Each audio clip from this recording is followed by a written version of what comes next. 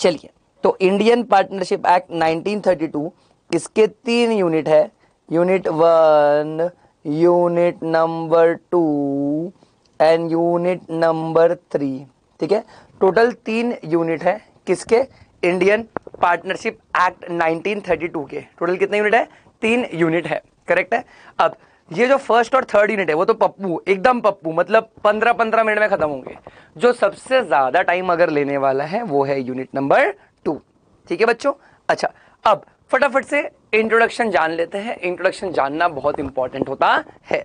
ठीक है, अच्छा, इंट्रोडक्शन में क्या बोला है, तो भाई सबसे पहले तो याद रखना, this act is again applicable to whole of India including Jammu and Kashmir. मैंने आपको बोल चुका हूं कि ये मेरा आदत है, मैं हर एक एक्ट के पहले बोलता हूं that it is applicable to whole of India including Jammu and Kashmir, पहली बात। ठीक है, अच्छा, ये एक्ट कब से एप्लीकेबल हुआ है, 1 अक्टूबर 1932 से ये एक्ट एप्लीकेबल हो चुका है।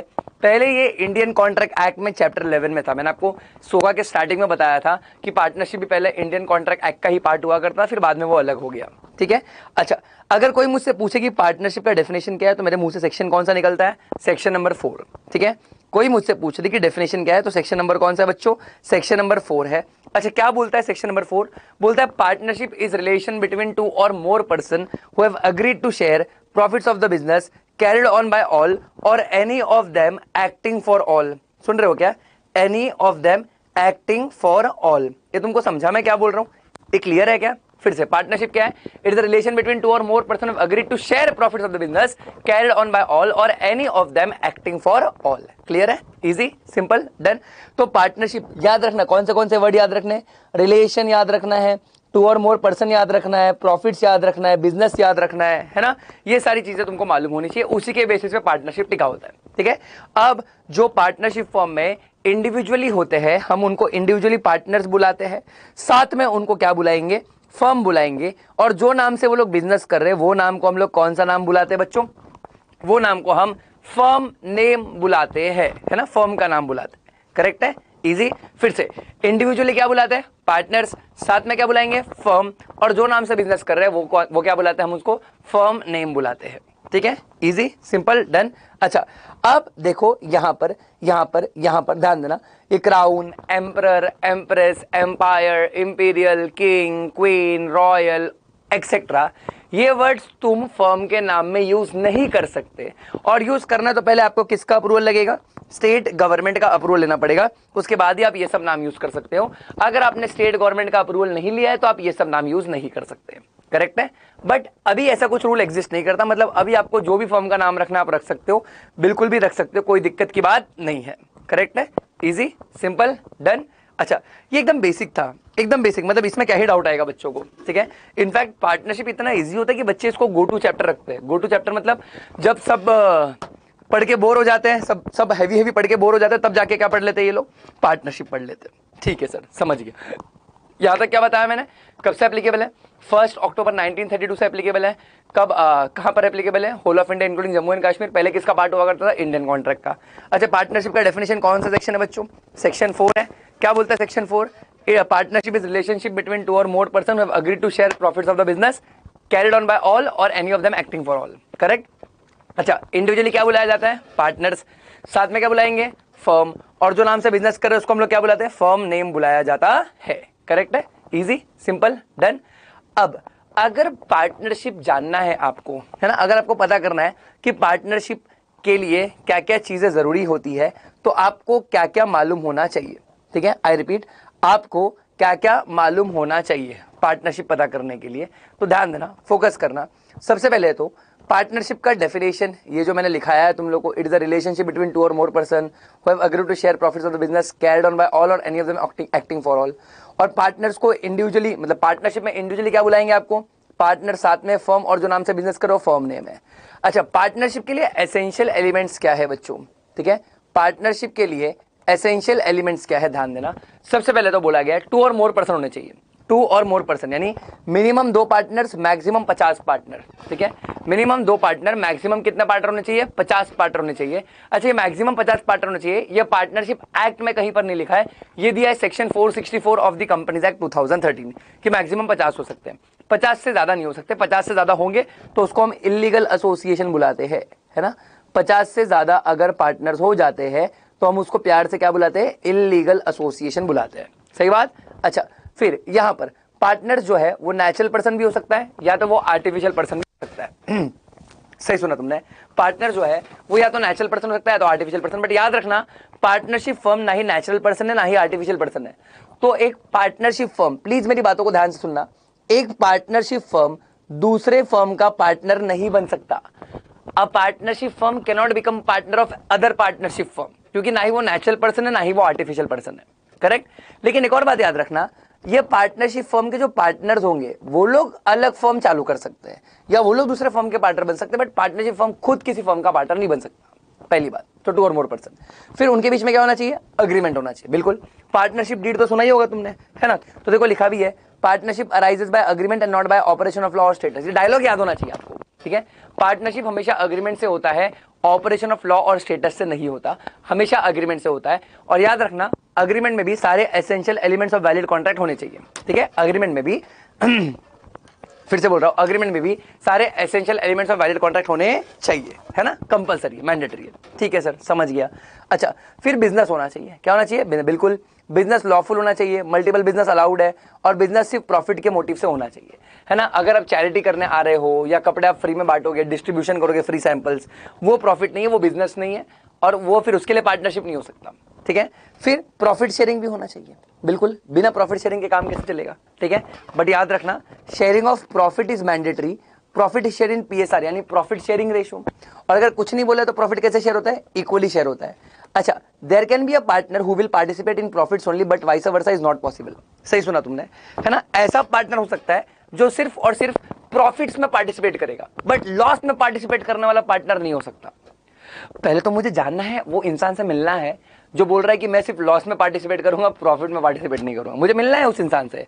ऐसा कौन सा इंसान हो सकता है जो सिर्फ और सिर्फ लॉस में पार्टिसिपेट करे और प्रॉफिट में पार्टिसिपेट ना करे? ऐसा कोई होगा क्या? Of course not. बट बोल रखा है, लोन सेफर साइड के लिए बोल रखा है, ठीक है। बट याद रखना इधर पे, there can be persons who will share profits but are not considered as partner. सही सुना तुमने, ठीक है। ऐसे लोग हो सकते हैं, ठीक है, ऐसे लोग हो सकते हैं। समझ रहे हो क्या? ऐसे लोग हो सकते हैं जो प्रॉफिट तो शेयर करे बट वो पार्टनर होते नहीं है। क्या बात कर रहे हो सर, इज इट? हाँ बिल्कुल बिल्कुल सर। कौन है ऐसे लोग सर, कौन है ऐसे लोग? ठीक है, ऐसे लोग में आते हैं रिटायर्ड पार्टनर। अच्छा, तुमको पता है रिटायर्ड पार्टनर का सेटलमेंट करना पड़ता है। अगर तुमने रिटायर्ड पार्टनर का सेटलमेंट नहीं किया तो उसको रिटायरमेंट के बाद भी, ये पता ना, आउटगोइंग पार्टनर का सेटलमेंट, उसको कैपिटल प्रॉफिट देना पड़ता है, ठीक है। बट अगर तुमने उनका हिस्सा नहीं दिया तो रिटायरमेंट के बाद भी जो प्रॉफिट है वो फर्म का उसके साथ शेयर करना पड़ता है। तो अगर आप शेयर कर रहे हो तो पार्टनर तो रिटायर हो चुका है, फिर भी वो फर्म का प्रॉफिट शेयर कर रहा है, तो क्या वो पार्टनर बन जाएगा क्या? The answer is no sir, वो पार्टनर नहीं बनेगा। रिटायर्ड पार्टनर भले से प्रॉफिट शेयर कर रहा है बट पार्टनर नहीं है। माइनर फर्म के बेनिफिट्स के लिए एडमिट होता है बट उसको पार्टनर नहीं मानते। या विडो और चाइल्ड ऑफ डिजीज पार्टनर, मान लो 3 पार्टनर है, एक मर गया तो उसका जो भी हिस्सा है, हमने क्या बोला, हमने उनके एलआर को बोला, उनके वाइफ या फिर उनके बच्चों को बोला कि देखो यार तुम हिस्सा मत मांगो, तुमको ना ये जो कैपिटल है उस पर प्रॉफिट शेयरिंग दिया जाएगा, है ना, प्रॉफिट शेयरिंग दिया जाएगा। तो अभी देखो, विडो और child of deceased partner, dead partner का जो भी पर्सन है, जो भी एलआर है, उसको हम प्रॉफिट दे रहे हैं, फर्म का प्रॉफिट दे रहे हैं, बट क्या वो पार्टनर है? The answer is no sir, वो पार्टनर नहीं है, वो पार्टनर माना जाएगा नहीं। और याद रखना, ऐसा बिल्कुल मत सोचना कि सर किसी के मरने के बाद, जैसे फॉर एग्जांपल 3 पार्टनर है, अगर एक मर गया तो उसका एलआर पार्टनर बन जाएगा। सो सॉरी, 3 पार्टनर है, ऐसा बिल्कुल मत सोचना कि उसके मरने के बाद उसका एलआर पार्टनर बन जाएगा। ऐसा कभी नहीं होता, ऐसा कभी भी नहीं होता है, क्योंकि हमने डायलॉग क्या सीखा है? Partnership arises by agreement and not by operation of law और status. Partnership arises by agreement and not by operation of law or what? Status. ये तुमको समझ रहा है मैं क्या बोल रहा हूँ? क्लियर है, इजी। या फिर कभी कभी ना पार्टनरशिप फर्म को बहुत ज्यादा प्रॉफिट हो गया तो उन्होंने डिसाइड किया कि वो अपने एम्प्लॉय और एजेंट को क्या करेंगे, बोनस बांटेंगे, ठीक है। एम्प्लॉय और एजेंट्स को बोनस देंगे, प्रॉफिट्स का हिस्सा देंगे, तो क्या वो लोग पार्टनर बन जाएंगे? The answer is no. या फिर सेलर ऑफ गुडविल, यानी जिसने हमको बिजनेस गुडविल के साथ बेचा है। जैसे फॉर एग्जांपल, इसको ऐसे समझना, मान लो फर्म है, ठीक है, फर्म में कौन कौन है? मैं हूं, रिद्धेश है और आदित्य है, ठीक है। हमारा एक फर्म है, हमारे फर्म का नाम है आरा फर्म। अच्छा, आरा फर्म ने क्या किया है? आरा फर्म ने मैकडी का फ्रेंचाइज लिया है। अच्छा, मैकडी ने अपना फ्रेंचाइज लिया है, मेरे को बताओ क्या मैकडी से अच्छा बर्गर नहीं खाया तुमने कभी? कभी नहीं खाया? ऑफ कोर्स खाया है सर, मैकडी से अच्छा बर्गर खाया है सर, बट फिर भी मैकडी का बर्गर ही ज्यादा क्यों बिकता है? कह रहे हैं गुडविल की वजह से। अरे गुडविल तगड़ा है ना, कि तुम समझ रहे हो मैं क्या बोल रहा हूँ, ठीक है। गुडविल की वजह से, गुडविल तगड़ा है, गुडविल क्या है, तगड़ा। तो अभी आरा फर्म ने मैकडोनल्ड्स का बिजनेस ले लिया अलॉन्ग विद गुडविल, तो कहते हैं McD is seller of goodwill, McD is seller of goodwill, correct है। अच्छा, अब होता क्या है, टर्म्स एंड कंडीशंस ऐसा है कि आरा फर्म जितना भी प्रॉफिट कमाएगा उसका 20% प्रॉफिट कौन लेके जाएगा, 20% प्रॉफिट लेके जाएगा मैकडी, ठीक है। 20% प्रॉफिट कौन लेके जाएगा, मैकडी। अब मुझे बताओ, मैं रिद्धेश और आदित्य पार्टनर है, बट मैकडी भी तो प्रॉफिट शेयर कर रहा है, तो क्या मैकडी पार्टनर बन जाएगा क्या? The answer is no sir, McD partner नहीं बनेगा, ठीक है। या फिर मनी लेंडर रिसीविंग प्रॉफिट्स, मान लो हमको किसी ने लोन दिया है, हमारे फर्म को किसी ने क्या दिया है, लोन दिया है, और उसका जो लोन है, उसका जो लोन का अमाउंट है, उसकी जगह हम लोग क्या करने वाले, उसके साथ फर्म का प्रॉफिट शेयर करने वाले, उसके साथ फर्म का प्रॉफिट शेयर करने वाले, तो क्या वो हमारा पार्टनर बन जाएगा? The answer is no sir, वो हमारा पार्टनर नहीं बनेगा। ये तुमको समझ रहा है मैं क्या बोल रहा हूं? So there are people who share profit but they are not considered as partner. I repeat, there are people who share profit but they are not considered as partner. ये समझ रहा है मैं क्या बोलने की कोशिश कर रहा हूं तुमको, है ना। इसके लिए एक डायलॉग आता है मेरे पास। डायलॉग क्या है? डायलॉग कुछ ऐसा है बच्चों, that every person who shares profit is not a partner but every partner will definitely share profit. सही बात है, जो भी पर्सन प्रॉफिट शेयर करता है वो पार्टनर नहीं होता, बट जो भी पार्टनर है वो डेफिनेटली प्रॉफिट तो शेयर करने ही वाला है। ये तुमको समझ रहा है क्या? इजी है, पक्का, डन है ना। एक और डायलॉग, एक और डायलॉग, ठीक है। Sharing of profit include sharing of losses, ठीक है। Sharing of profit include sharing of losses. एक और चीज, sharing of profit is a prima facie evidence, है ना। ये डायलॉग याद रखना, बहुत काम का, एग्जाम में यूज करना। Sharing of profit only a prima facie evidence, यानी देख के पता चल रहा है कि शायद पार्टनरशिप हो सकता है, बट कंक्लूसिव एविडेंस यानी पार्टनरशिप है कि नहीं, ये डिटरमाइन किया जाता है म्यूचुअल एजेंसी के थ्रू, ठीक है। एक्चुअल में पार्टनरशिप है कि नहीं, ये डिटरमाइन कैसे किया जाएगा बच्चों? ये डिटरमाइन किया जाएगा म्यूचुअल एजेंसी के थ्रू। ये तुमको समझा मैं क्या बोल रहा हूं? बोलो यस और नो। ये क्लियर है क्या? पक्की बात है? श्योर है क्या? चलिए, जबरदस्त जबरदस्त जबरदस्त, ठीक है। और लास्ट में म्यूचुअल एजेंसी होना चाहिए, इसका मतलब every partner is agent of another partner and the firm, ठीक है। इधर पे हर एक पार्टनर दूसरे पार्टनर का एजेंट होता है, करेक्ट है। तो ये होता है एसेंशियल एलिमेंट्स ऑफ पार्टनरशिप। क्या होता है essential elements of what? Partnership. वही सब यहां पर लिखा हुआ है, देखो लिखा है there must be 2 or more person. अच्छा, मैक्सिमम 50 होने चाहिए, 464 में लिखा है, अदरवाइज इलीगल एसोसिएशन बन जाएगा। फिर बोला है the person can be natural or artificial, ठीक है। लेकिन लिखा है but a firm can not enter into contract for partnership though their partners can become partners. फिर जो भी पार्टनर बनना चाहेगा वो माइनर नहीं होना चाहिए, पर्सन ऑफ अनसाउंड माइंड नहीं होना चाहिए, डिस्क्वालीफाइड बाय लॉ नहीं होना चाहिए। बट याद रखना, minor can be admitted for the benefits of the firm, minor can be admitted for the benefits of the firm, ठीक है। फिर अग्रीमेंट होना चाहिए बच्चों, पार्टनरशिप अग्रीमेंट से आता है, अग्रीमेंट एक्सप्रेस या इम्प्लाइड भी हो सकता है। Partnership arises by contract and not by operation of law और स्टेटस। समझ रहा है? इसमें सारे essential elements of valid contract भी होने चाहिए, जैसे कि कंपिटेंट टू कॉन्ट्रैक्ट होना चाहिए, कंसेंट होना चाहिए, फ्री कंसेंट होना चाहिए, लॉफुल कंसिडरेशन ऑब्जेक्ट होना चाहिए, सारे पॉइंट्स जो मैंने तुमको बताया। फिर बिजनेस होना चाहिए। अच्छा, बिजनेस मल्टीपल बिजनेस अलाउड है, बिजनेस लॉफुल होना चाहिए। फिर प्रॉफिट शेयर करना है बच्चों, ये येस और नो, ठीक है। देखो डायलॉग लिखाया था मैंने, it is just a prima facie evidence but not a conclusive evidence. Conclusive evidence क्या होता है बच्चों? तो कंक्लूसिव एविडेंस हमको बताया गया है, कंक्लूसिव एविडेंस होता है म्यूचुअल एजेंसी, है ना। कंक्लूसिव एविडेंस क्या होता है बच्चों? म्यूचुअल एजेंसी होता है। अब there are people who share profit but they are not partner, जैसे retired partner, money lender receiving profits, employ agent receiving profits, widow और child, seller of goodwill, minor. दिख रहा है कि नहीं? ठीक है, डायलॉग भी लिखा है, just because the person is sharing profits is not a partner, but if a person is a partner he will definitely get share in the profits, correct है। अच्छा, फिर आता है business, business carried on by all or any of them acting for all. बिल्कुल, ये सबसे cardinal principal है। अच्छा, व्हेन दे से कार्डिनल प्रिंसिपल, इसका मतलब होता है ये सबसे बेसिक प्रिंसिपल है बच्चों, ठीक है। कार्डिनल प्रिंसिपल मतलब सबसे बेसिक प्रिंसिपल है। इसका मतलब क्या होता है? ठीक है, इसका मतलब क्या होता है? इसका मतलब ये होता है कि जो पार्टनरशिप है, ठीक है, जो पार्टनरशिप है उसमें हर एक partner, each and every partner दूसरे पार्टनर का एजेंट होता है, ठीक है। हर एक पार्टनर दूसरे पार्टनर का क्या होता है बच्चों? एजेंट होता है, और दूसरे पार्टनर का प्रिंसिपल भी होता है। तो हमने तो सुना ही है कि करेगा एक भरेंगे सब, है ना। पार्टनरशिप में होता ही है ना, ये करेगा एक भरेंगे सब, करता है कि लाइबिलिटी सबकी आती है। ये बोलो यस और नो, क्लियर है?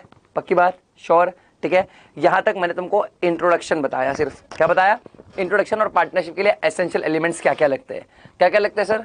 2 और मोर पर्सन लगते हैं, अग्रीमेंट होना चाहिए, बिजनेस होना चाहिए, प्रॉफिट शेयरिंग होना चाहिए, और म्यूचुअल एजेंसी होना चाहिए। करेक्ट है। 4 types of partnership. There are how many classes of partnership? 4 classes of partnership. मेरे साथ बोलना, विल, फिक्स्ड, पर्टिकुलर जनरल, बोलो मेरे साथ, विल फिक्स पर्टिकुलर जनरल। एक और बार बोलो, क्या लिखा है मैंने, विल फिक्स पर्टिकुलर जनरल, ठीक है। अच्छा आराम से ध्यान देना, फोकस करना। There are 4 classes of partnership, ठीक है, there are 4 classes of partnership. सबसे पहला फिक्स पार्टनरशिप सिखाऊंगा, ठीक है, यस सही सुना, सबसे पहला फिक्स पार्टनरशिप। क्या होता है ये, देखो लिखा है, partnership which is for fix period is called as fix partnership. जैसे मान लो मैंने और आदित्य ने पार्टनरशिप चालू किया 6 मंथ्स के लिए, तो 6 मंथ्स खत्म, पार्टनरशिप खत्म, इसको फिक्स पार्टनरशिप बोलते हैं। करेक्ट है, क्लियर है, इजी। तो इसका मतलब क्या होता है, इसका मतलब partnership will come to an end on the expiry of the fix period, है ना, टाइम खत्म हो जाएगा तो पार्टनरशिप भी खत्म हो जाएगी। ये तुमको समझ रहा है मैं क्या बोल रहा हूं, क्लियर है, इजी है। अच्छा एक होता है पार्टनरशिप एट विल, ठीक है। अच्छा एट विल में क्या होता है, कोई टाइम फिक्स नहीं होता, कुछ भी नहीं बोला है कि पार्टनरशिप खत्म कब होगा, कुछ भी नहीं बोला। देखो लिखा है, partnership in which no time is fixed or nothing is said about the determination of partnership, then it is called as partnership at will, है ना, क्या बुलाएंगे, पार्टनरशिप एट विल। और यहां पर क्या होता है, यहां पर any partner can give notice to dissolve the firm any time. कोई भी पार्टनर कभी भी नोटिस देके बोल सकता है कि भाई अब से फर्म बंद हो जाएगा, अब से फर्म क्या हो जाएगा, बंद। और क्या हमको फर्म बंद करना पड़ेगा, the answer is yes sir, firm बंद करना पड़ेगा, ठीक है। मान लो 5 पार्टनर है, कितने पार्टनर है, 5। अब 5 में से एक ने नोटिस दिया, बोला फर्म बंद करो, फर्म बंद करो, तो क्या बंद करना पड़ेगा, हाँ। अब बच्चा बोलता है सर इतने पार्टनर्स में से अगर एक बोल रहा है बंद करने, तो जो बंद करने बोल रहा है उसी को निकाल दो, उसी को निकाल दो। नहीं ऐसा नहीं होता, सुनना, चालू सबके मर्जी से हुआ था तो चलेगा भी सबके मर्जी से ही। अगर कोई एक भी अपनी मर्जी नहीं दे तो फर्म को बंद करना पड़ता है, क्लियर है, इजी। और अगर कोई डिस्प्यूट है तो कोर्ट चले जाओ, बट अदरवाइज फर्म को बंद करना पड़ेगा। डर है ये, समझ रहा है मैं क्या बोल रहा हूँ, ये यस और नो, पक्की बात। तो ऐसा पार्टनरशिप जो फिक्स पीरियड के लिए बना है उसको फिक्स पार्टनरशिप बोलते हैं, टाइम खत्म फर्म खत्म।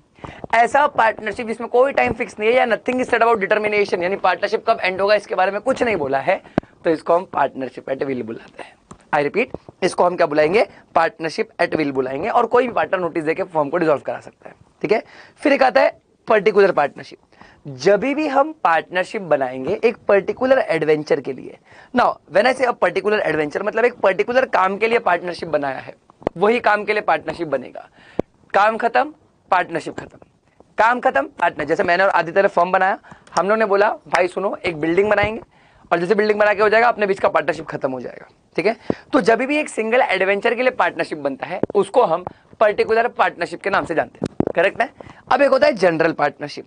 सर जब भी हम पार्टनरशिप बनाते हैं मल्टीपल एडवेंचर के लिए, ठीक है, किसके लिए बना रहे बेटा, मल्टीपल एडवेंचर के लिए बनाते हैं, तो हम उसको प्यार से जनरल पार्टनरशिप बुलाते हैं। आई रिपीट वंस अगेन, हम उसको प्यार से क्या बुलाएंगे, जनरल पार्टनरशिप बुलाते हैं। ये तुमको समझ रहा है मैं क्या बोल रहा हूं, क्लियर है, easy. Single adventure particular, multiple adventure मतलब बहुत सारे काम करने वाले हम, तो जनरल पार्टनरशिप।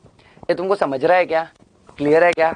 सिंगल ट्रांजैक्शन के लिए पर्टिकुलर होता है, मल्टीपल ट्रांजैक्शन के लिए जनरल होता है, as simple as that, correct. तो कोई भी मुझसे पूछेगा कि सर पार्टनरशिप कितने टाइप के होते हैं, तो मैं तो उसको बोलना चालू कर दूंगा, partnership at will section number कौन सा है, 7।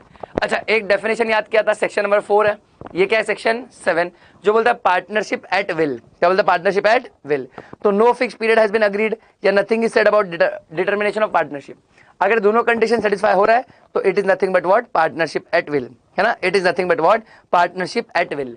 समझ रहे हो, क्लियर है, इजी है, बढ़ू मैं आगे। अच्छा एक बात याद रखना, लेकिन मान लो मैंने फिक्स पीरियड के लिए पार्टनरशिप चालू किया था और पीरियड खत्म होने के बाद में मैं फॉर्म को कंटिन्यू कर रहा हूं, है ना, पीरियड खत्म होने के बाद में फर्म को क्या कर रहा हूं, कंटिन्यू कर रहा हूं, तो वो fix partnership automatically partnership at will में कन्वर्ट हो जाएगा, ठीक है। ऑटोमेटिकली किस में कन्वर्ट हो जाएगा, पार्टनरशिप एट विल में कन्वर्ट हो जाएगा। ये तुमको समझा मैं क्या बोल रहा हूं, यस और नो, क्लियर है, इजी, पक्का, डन। अच्छा फिर पर्टिकुलर पार्टनरशिप जो सिंगल एडवेंचर के लिए होता है, और जनरल पार्टनरशिप जो बहुत सारे एडवेंचर के लिए होता है, मल्टीपल एडवेंचर के लिए होता है, ठीक है। अच्छा बढ़ू में आगे बच्चों, क्लियर है, इजी सिंपल, मतलब इंटर बोल रहा, फाउंडेशन में आके ये सब बताना पड़ रहा है, कोई नहीं लेकिन बताएंगे, ठीक है, बताएंगे। इससे याद आया, there something called as classes और टाइप्स ऑफ पार्टनर्स, ठीक है। अच्छा टाइप्स ऑफ पार्टनर्स भी होता है, बहुत टफ टाइप्स ऑफ पार्टनर है, देखो तुम समझ पाओगे कि नहीं, ठीक है। सबसे पहले इनकमिंग पार्टनर, ठीक है, जो आ रहा है वो इनकमिंग, जो जा रहा है वो आउट गोइंग पार्टनर। कितना टफ था बच्चों, कैसे रिवाइज करवाऊं मैं इतना टफ टॉपिक्स तुम लोगों को, भगवान का मतलब कैसे बताऊं तुम लोग को इसका एक्चुअल मतलब, ठीक है। कोशिश करना, अगर एग्जाम तक समझ गए तो अच्छी बात है। हाँ, इनकमिंग पार्टनर, आउटगोइंग पार्टनर, जिस दिन एग्जाम में ये पूछ लिया तुम लोग को कि explain incoming partner, explain outgoing partner. उस दिन तुम समझ जाना कि तुम बहुत स्मार्ट हो चुके हो, ठीक है। अच्छा इधर पे ओके सर। फिर there is something called as active partner, sleeping partner, nominal partner, partners for profit only, sub partner, दिख रहा है। और एक होता है पार्टनर बाय होल्डिंग आउट और एस्टॉपल। तो मैंने क्या किया है, एक डायग्राम बनाया है, एक चार्ट बनाया है, जिसके एक टेबल बनाया है बेसिकली, जिसके हेल्प से मैं तुमको ये ऑलमोस्ट सारे पार्टनर समझा दूंगा, ठीक है। जैसे समझो अभी एक्टिव पार्टनर है ना, किसकी बात हो रही है, एक्टिव पार्टनर की बात हो रही है। क्या एक्टिव पार्टनर कैपिटल कंट्रीब्यूट करता है, द आंसर इज यस। क्या एक्टिव पार्टनर प्रॉफिट शेयर करेगा, हाँ। क्या लॉसेस शेयर करता है, बिल्कुल। अच्छा बिजनेस में पार्टिसिपेट करेगा, हाँ, तभी तो वो एक्टिव पार्टनर है। अच्छा क्या थर्ड पार्टी को लाइबल है, द आंसर इज यस, बिल्कुल लाइबल है। क्या दुनिया उसको जानती है, is he known to outside world, the answer is yes, वो एक्टिव पार्टनर होता है। अब एग्जाम में आएगा तो देखो तुम्हारे पास 6 पॉइंट तो ऐसे दिख रहा है। पहला point, he contributes capital in the firm. Second, he shares the profit. Third, he shares the losses. Fourth, he also participate in the business of the firm. Fifth, he is also liable to third parties. And sixth, he is known to the outside world. ये तुमको समझ रहा है मैं क्या बोल रहा हूँ, क्लियर है, इजी, पक्का। एक होता है स्लीपिंग पार्टनर, ऐसा पार्टनर जो जगह नहीं है वो सो रहा है, ठीक है। ऐसा पार्टनर जो जगह नहीं है वो क्या कर रहा है, सो रहा है। तो ऐसे सिचुएशन में क्या वो कैपिटल कंट्रीब्यूट करता है, बिल्कुल बिल्कुल, कैपिटल तो कंट्रीब्यूट करता ही है। क्या प्रॉफिट शेयरिंग करता है, हाँ जी। क्या लॉस शेयर करता है, हाँ जी। स्लीपिंग है तो क्या हुआ, लॉस भी शेयर करेगा। क्या बिजनेस में पार्टिसिपेट करता है, ना जी, बिल्कुल पार्टिसिपेट नहीं करता। क्या वो थर्ड पार्टी को लाइबल है, हाँ हाँ, पार्टनर है ना, लाइबल है, लाइबिलिटी आती है उसकी, ठीक है। क्या दुनिया उसको जानती है, नहीं, ठीक है। दुनिया उसको कैसे जानेगी बच्चों, दुनिया जानने के लिए उसको काम करना जरूरी है ना। अगर आप चाहते हो कि कोई आपको जाने तो आपको कुछ काम करना पड़ेगा, है ना। अब या तो अच्छा काम करो या तो बुरा काम करो, लेकिन काम तो करना पड़ेगा, समझ रहे हो, क्लियर है, इजी है ना। अच्छा एक बात याद रखना, यही रीजन है कि जब एक्टिव पार्टनर फर्म छोड़ के जाता है तो उसको पब्लिक नोटिस देनी पड़ती है, लेकिन जब स्लीपिंग पार्टनर फर्म छोड़ के जाएगा तो वो पब्लिक नोटिस नहीं देगा तो भी चलेगा, बिकॉज वैसे भी उसको कोई नहीं जानता है, करेक्ट है, क्लियर, इजी। फिर एक आता है पार्टनर्स इन प्रॉफिट्स ओनली, बिल्कुल ठीक है, ऐसा पार्टनर जो प्रॉफिट्स में ही आता है। अच्छा क्या ये कैपिटल कंट्रीब्यूट करता है, बिल्कुल। क्या प्रॉफिट शेयर करता है, बिल्कुल। क्या लॉस शेयर करेगा, नहीं, क्योंकि वो प्रॉफिट्स ओनली है। क्या बिजनेस में पार्टिसिपेट करता है, हाँ, कर भी सकता है, नहीं भी कर सकता, दोनों भी हो सकता है। क्या थर्ड पार्टी के टुवर्ड्स लायबल है, the answer is yes. But sir ये तो पार्टनर्स इन प्रॉफिट ओनली है, हाँ तो गधो समझो ना, प्रॉफिट्स ओनली है मतलब प्रॉफिट शेयर करेगा, लॉस शेयर नहीं करेगा, बट लाइबिलिटी तो आएगी ना, लाइबल तो है ही वो। क्या वो थर्ड पार्टी को लाइबल है, थर्ड पार्टी जानती है उसको, दुनिया जानती है उसको, द आंसर इज यस, जानती है, ठीक है। अच्छा सब पार्टनर याद रखना, सब पार्टनर के केस में वो फर्म का पार्टनर नहीं है, वो पार्टनर का पार्टनर है, सुन रहे हो क्या, सब पार्टनर फर्म का पार्टनर नहीं है, वो पार्टनर का पार्टनर है। तो इसके लिए वो फर्म से किसी भी कैपेसिटी में एसोसिएटेड नहीं है, ना ही वो कैपिटल कंट्रीब्यूट करता है, ना ही प्रॉफिट शेयरिंग करता है, ना ही लॉस शेयर करता है, ना ही बिजनेस में पार्टिसिपेट करेगा, ना ही वो थर्ड पार्टी को लायबल है, ना ही दुनिया उसको जानती है ना। वो पार्टनर्स का प्रॉफिट शेयर करता है, फर्म का प्रॉफिट शेयर नहीं करता है। वो जिसका भी पार्टनर होगा, जिस भी पार्टनर का पार्टनर है उसका प्रॉफिट शेयर करेगा, फर्म का प्रॉफिट शेयर नहीं करता, याद रहेगा, सिंपल, डन। अच्छा एक होता है नॉमिनल पार्टनर। अच्छा तुमको पता होना चाहिए नॉमिनल पार्टनर सिर्फ अपना नाम देता है, ठीक है। देखो ना ही वो कैपिटल कंट्रीब्यूट करता है, ना ही वो प्रॉफिट शेयर करता है, ना ही वो लॉस शेयर करता है, ना ही वो बिजनेस में पार्टिसिपेट करता है। बट क्या थर्ड पार्टी जानती है उसको, द आंसर इज यस, क्योंकि उसने अपना नाम दिया है। क्या वो क्या वो लायबल है थर्ड पार्टी को, द आंसर इज यस। तुमको समझ रहा है, क्लियर है ना। ये सारे टाइप्स ऑफ पार्टनर थे, ठीक है, सारे क्या थे, टाइप्स ऑफ पार्टनर्स थे। बट एक टाइप बचा हुआ है जिसको हम लोग बुलाते हैं पार्टनर बाय होल्डिंग आउट और एस्टॉपल, ठीक है। अच्छा सिंपल सा बोलूं तो मैं, once accepted can not be denied, section 28, very very important section, ठीक है। सेक्शन 28 जो बोलता है एक बार आपने कोई चीज को एक्सेप्ट कर लिया, अब आप उसको डिनाई नहीं कर सकते, अब आप उसको मना नहीं कर सकते, ठीक है।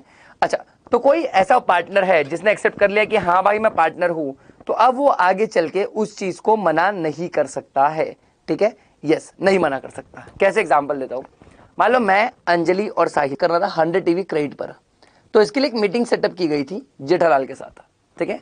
अब मीटिंग में मैं और कुणाल गए थे, ठीक है, मैं पार्टनर कुणाल मैनेजर। मीटिंग किसके साथ किया, जेठालाल के साथ।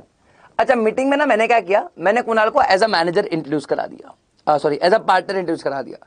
मैंने जेठालाल को बोला, जेठालाल देखिए कुणाल हमारा पार्टनर है, कुणाल हमारा क्या है, पार्टनर है। ऐसा मैंने किसको बोला, ऐसा मैंने बोला जेठालाल को। अच्छा मैंने अगर जेठालाल को बोला कि कुणाल हमारा पार्टनर है और कुणाल ने कुछ नहीं बोला, सामने ही खड़ा था वो, लेकिन कुणाल ने मना नहीं किया, तो जेठालाल क्या मान के चलेगा कि कुणाल पार्टनर है। मतलब जेठालाल के नजर में अब आज फर्म के 4 पार्टनर है, मैं, अंजलि, साहिल और कौन, कुणाल, 4 पार्टनर है। अब मीटिंग हुई, जेठालाल ने भरोसा किया, और कुणाल पे भरोसा करके क्या किया, 100 टीवी उधार पे दे दिया। अब ड्यू डेट पे फर्म ने डिफॉल्ट कर दिया, तो क्या मैं पे करूंगा? The answer is yes. क्या अंजलि और साहिल को पे करना पड़ेगा? हाँ, बिकॉज करेगा एक भरेंगे सब। क्या कुणाल की भी लाइबिलिटी आएगी? हाँ, because Kunal is partner by holding out और एस्टॉपल। ठीक है, Kunal is partner by holding out और व्हाट बेटा, एस्टॉपल। ये तुमको समझ रहा है क्या? लेकिन अगर तुमको मार्क्स चाहिए तो उसके लिए कंडीशन लिखनी पड़ेगी। अब वो कंडीशन क्या है? तो देखो, सबसे पहला ही represent himself, he represented himself और knowingly permitted himself to be represented as a partner, यानी उसने खुद ही खुद को रिप्रेजेंट किया है या अलाउ किया है लोगों को कि मुझे पार्टनर बनाओ एज अ पार्टनर।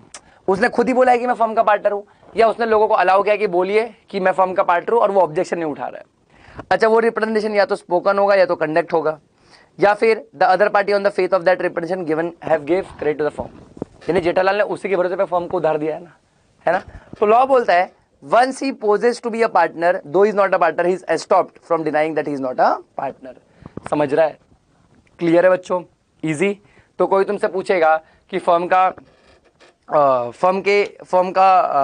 में कितने टाइप के पार्टनर्स हो सकते हैं, तो चालू हो जाना, incoming, outgoing, active, sleeping, profits only, sub partner, nominal partner and profits estoppel. Clear है? Easy, simple. एस्टॉपल पे सेक्शन आता है 28 सेक्शन, याद होना चाहिए तुमको। ठीक है, अच्छा, उसके बाद यूनिट 1 का लास्ट टॉपिक आता है जिसको हम लोग प्यार से बुलाते हैं रजिस्ट्रेशन ऑफ फर्म। ठीक है, क्या बुलाते हैं? फिर से बोलिए, रजिस्ट्रेशन ऑफ फर्म। चलिए, अब तुम सबको पता है कि पार्टनरशिप फर्म का रजिस्ट्रेशन कंपलसरी नहीं होता है। ठीक है, हाँ, ये मुझे भी मालूम है कि महाराष्ट्र में कंपलसरी होता है, बट अदरवाइज हम लोग जो ICAI का कोर्स कर रहे हैं ये सिर्फ महाराष्ट्र में थोड़ी एप्लीकेबल होता है, ICAI का कोर्स। ठीक है, पूरे इंडिया में है, और पूरे इंडिया के हिसाब से अगर मैं देखूं तो कहने से फर्म का रजिस्ट्रेशन क्या है, कंपलसरी नहीं है, ऑप्शनल है। ठीक है, तो registration of firm is optional, करना है तो करो, नहीं करना है तो मत करो। बट कहना है, अगर तुम्हारे पास कोई क्लाइंट आएगा तो तुम उसको क्या एडवाइस करोगे? तुम तो उसको यही एडवाइस करोगे कि उसको पार्टनरशिप फर्म बनाना चाहिए और रजिस्टर भी कराना चाहिए। ठीक है, रजिस्टर कराना चाहिए, तुम तो यही एडवाइस करोगे। ठीक है, अच्छा, रजिस्ट्रेशन आप कभी भी कर सकते हो फर्म का, या तो स्टार्टिंग में कर सकते हो या तो बिजनेस चालू होने के बाद भी कर सकते हो। अच्छा, रजिस्ट्रेशन के लिए प्रोसीजर क्या है ना? सवाल ये उठता है कि सर रजिस्ट्रेशन के लिए प्रोसीजर क्या है? बहुत सिंपल, बहुत सिंपल। ठीक है, अगर तुमको फर्म का रजिस्ट्रेशन करवाना है तो कुछ स्टेप्स फॉलो करने हैं, आपने वो स्टेप्स फॉलो कर लिए तो फर्म का रजिस्ट्रेशन हो जाएगा। ठीक है, आराम से। पहले तो मुझे एक बात बताओ, क्या आपने कभी कॉलेज का एडमिशन लिया है? कॉलेज का एडमिशन लेने के लिए पहले आपने फॉर्म लिया होगा कॉलेज से, उस फॉर्म को भरा होगा, फिर उस पर साइन किया होगा, है ना, और फिर उसको दिया होगा कॉलेज को फीस के साथ, और फिर आपका एडमिशन हो गया रहेगा। सही बात है ना? इजी इजी इजी, आराम से आराम से। पहले आपने फॉर्म लिया, डिटेल्स भरा, साइन किया, फीस के साथ सबमिट किया, और फिर आपका एडमिशन हो गया। इधर पे भी वैसा ही है। सबसे पहला स्टेटमेंट लेना है, फॉर्म लेना है रजिस्ट्रार के पास से। उसमें क्या क्या भरना है? इन्फॉर्मेशन, फर्म का नाम, बिजनेस कहाँ से होगा और कौन से जगह से बिजनेस करेंगे, कौन से डेट पे पार्टनर ने ज्वाइन किया है, फुल एड्रेस पार्टनर का, फर्म का ड्यूरेशन क्या होगा, है ना, वो सब डिटेल्स भर दिया। फिर सारे के सारे पार्टनर्स को साइन करेंगे, अगर पार्टनर्स के पास टाइम नहीं है तो उनके एजेंट्स भी साइन कर सकते हैं। फिर फीस के साथ भर देंगे और आपको सर्टिफिकेट ऑफ रजिस्ट्रेशन मिल जाएगा। करेक्ट है? इजी, पक्का, डन। और याद रखना, मेरा रजिस्ट्रेशन कब से कंप्लीट होगा?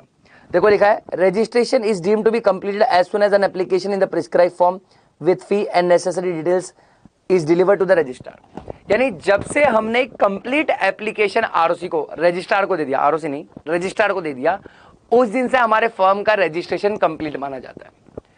अब रजिस्ट्रार उसको अपने रिकॉर्ड्स में कब नोट करेगा, कब लिखेगा, या उसका लुकआउट है, वो उसका ड्यूटी है, हमारा लुकआउट नहीं है। जैसे अगर मैंने फर्स्ट को सारा एप्लीकेशन रजिस्ट्रार को दे दिया, वो बोला ओके, बट उसने अपने रिकॉर्ड में एंट्री मारा 15 को, तो इससे मुझे नहीं फर्क पड़ता, मेरा रजिस्ट्रेशन फर्स्ट सही हो चुका है।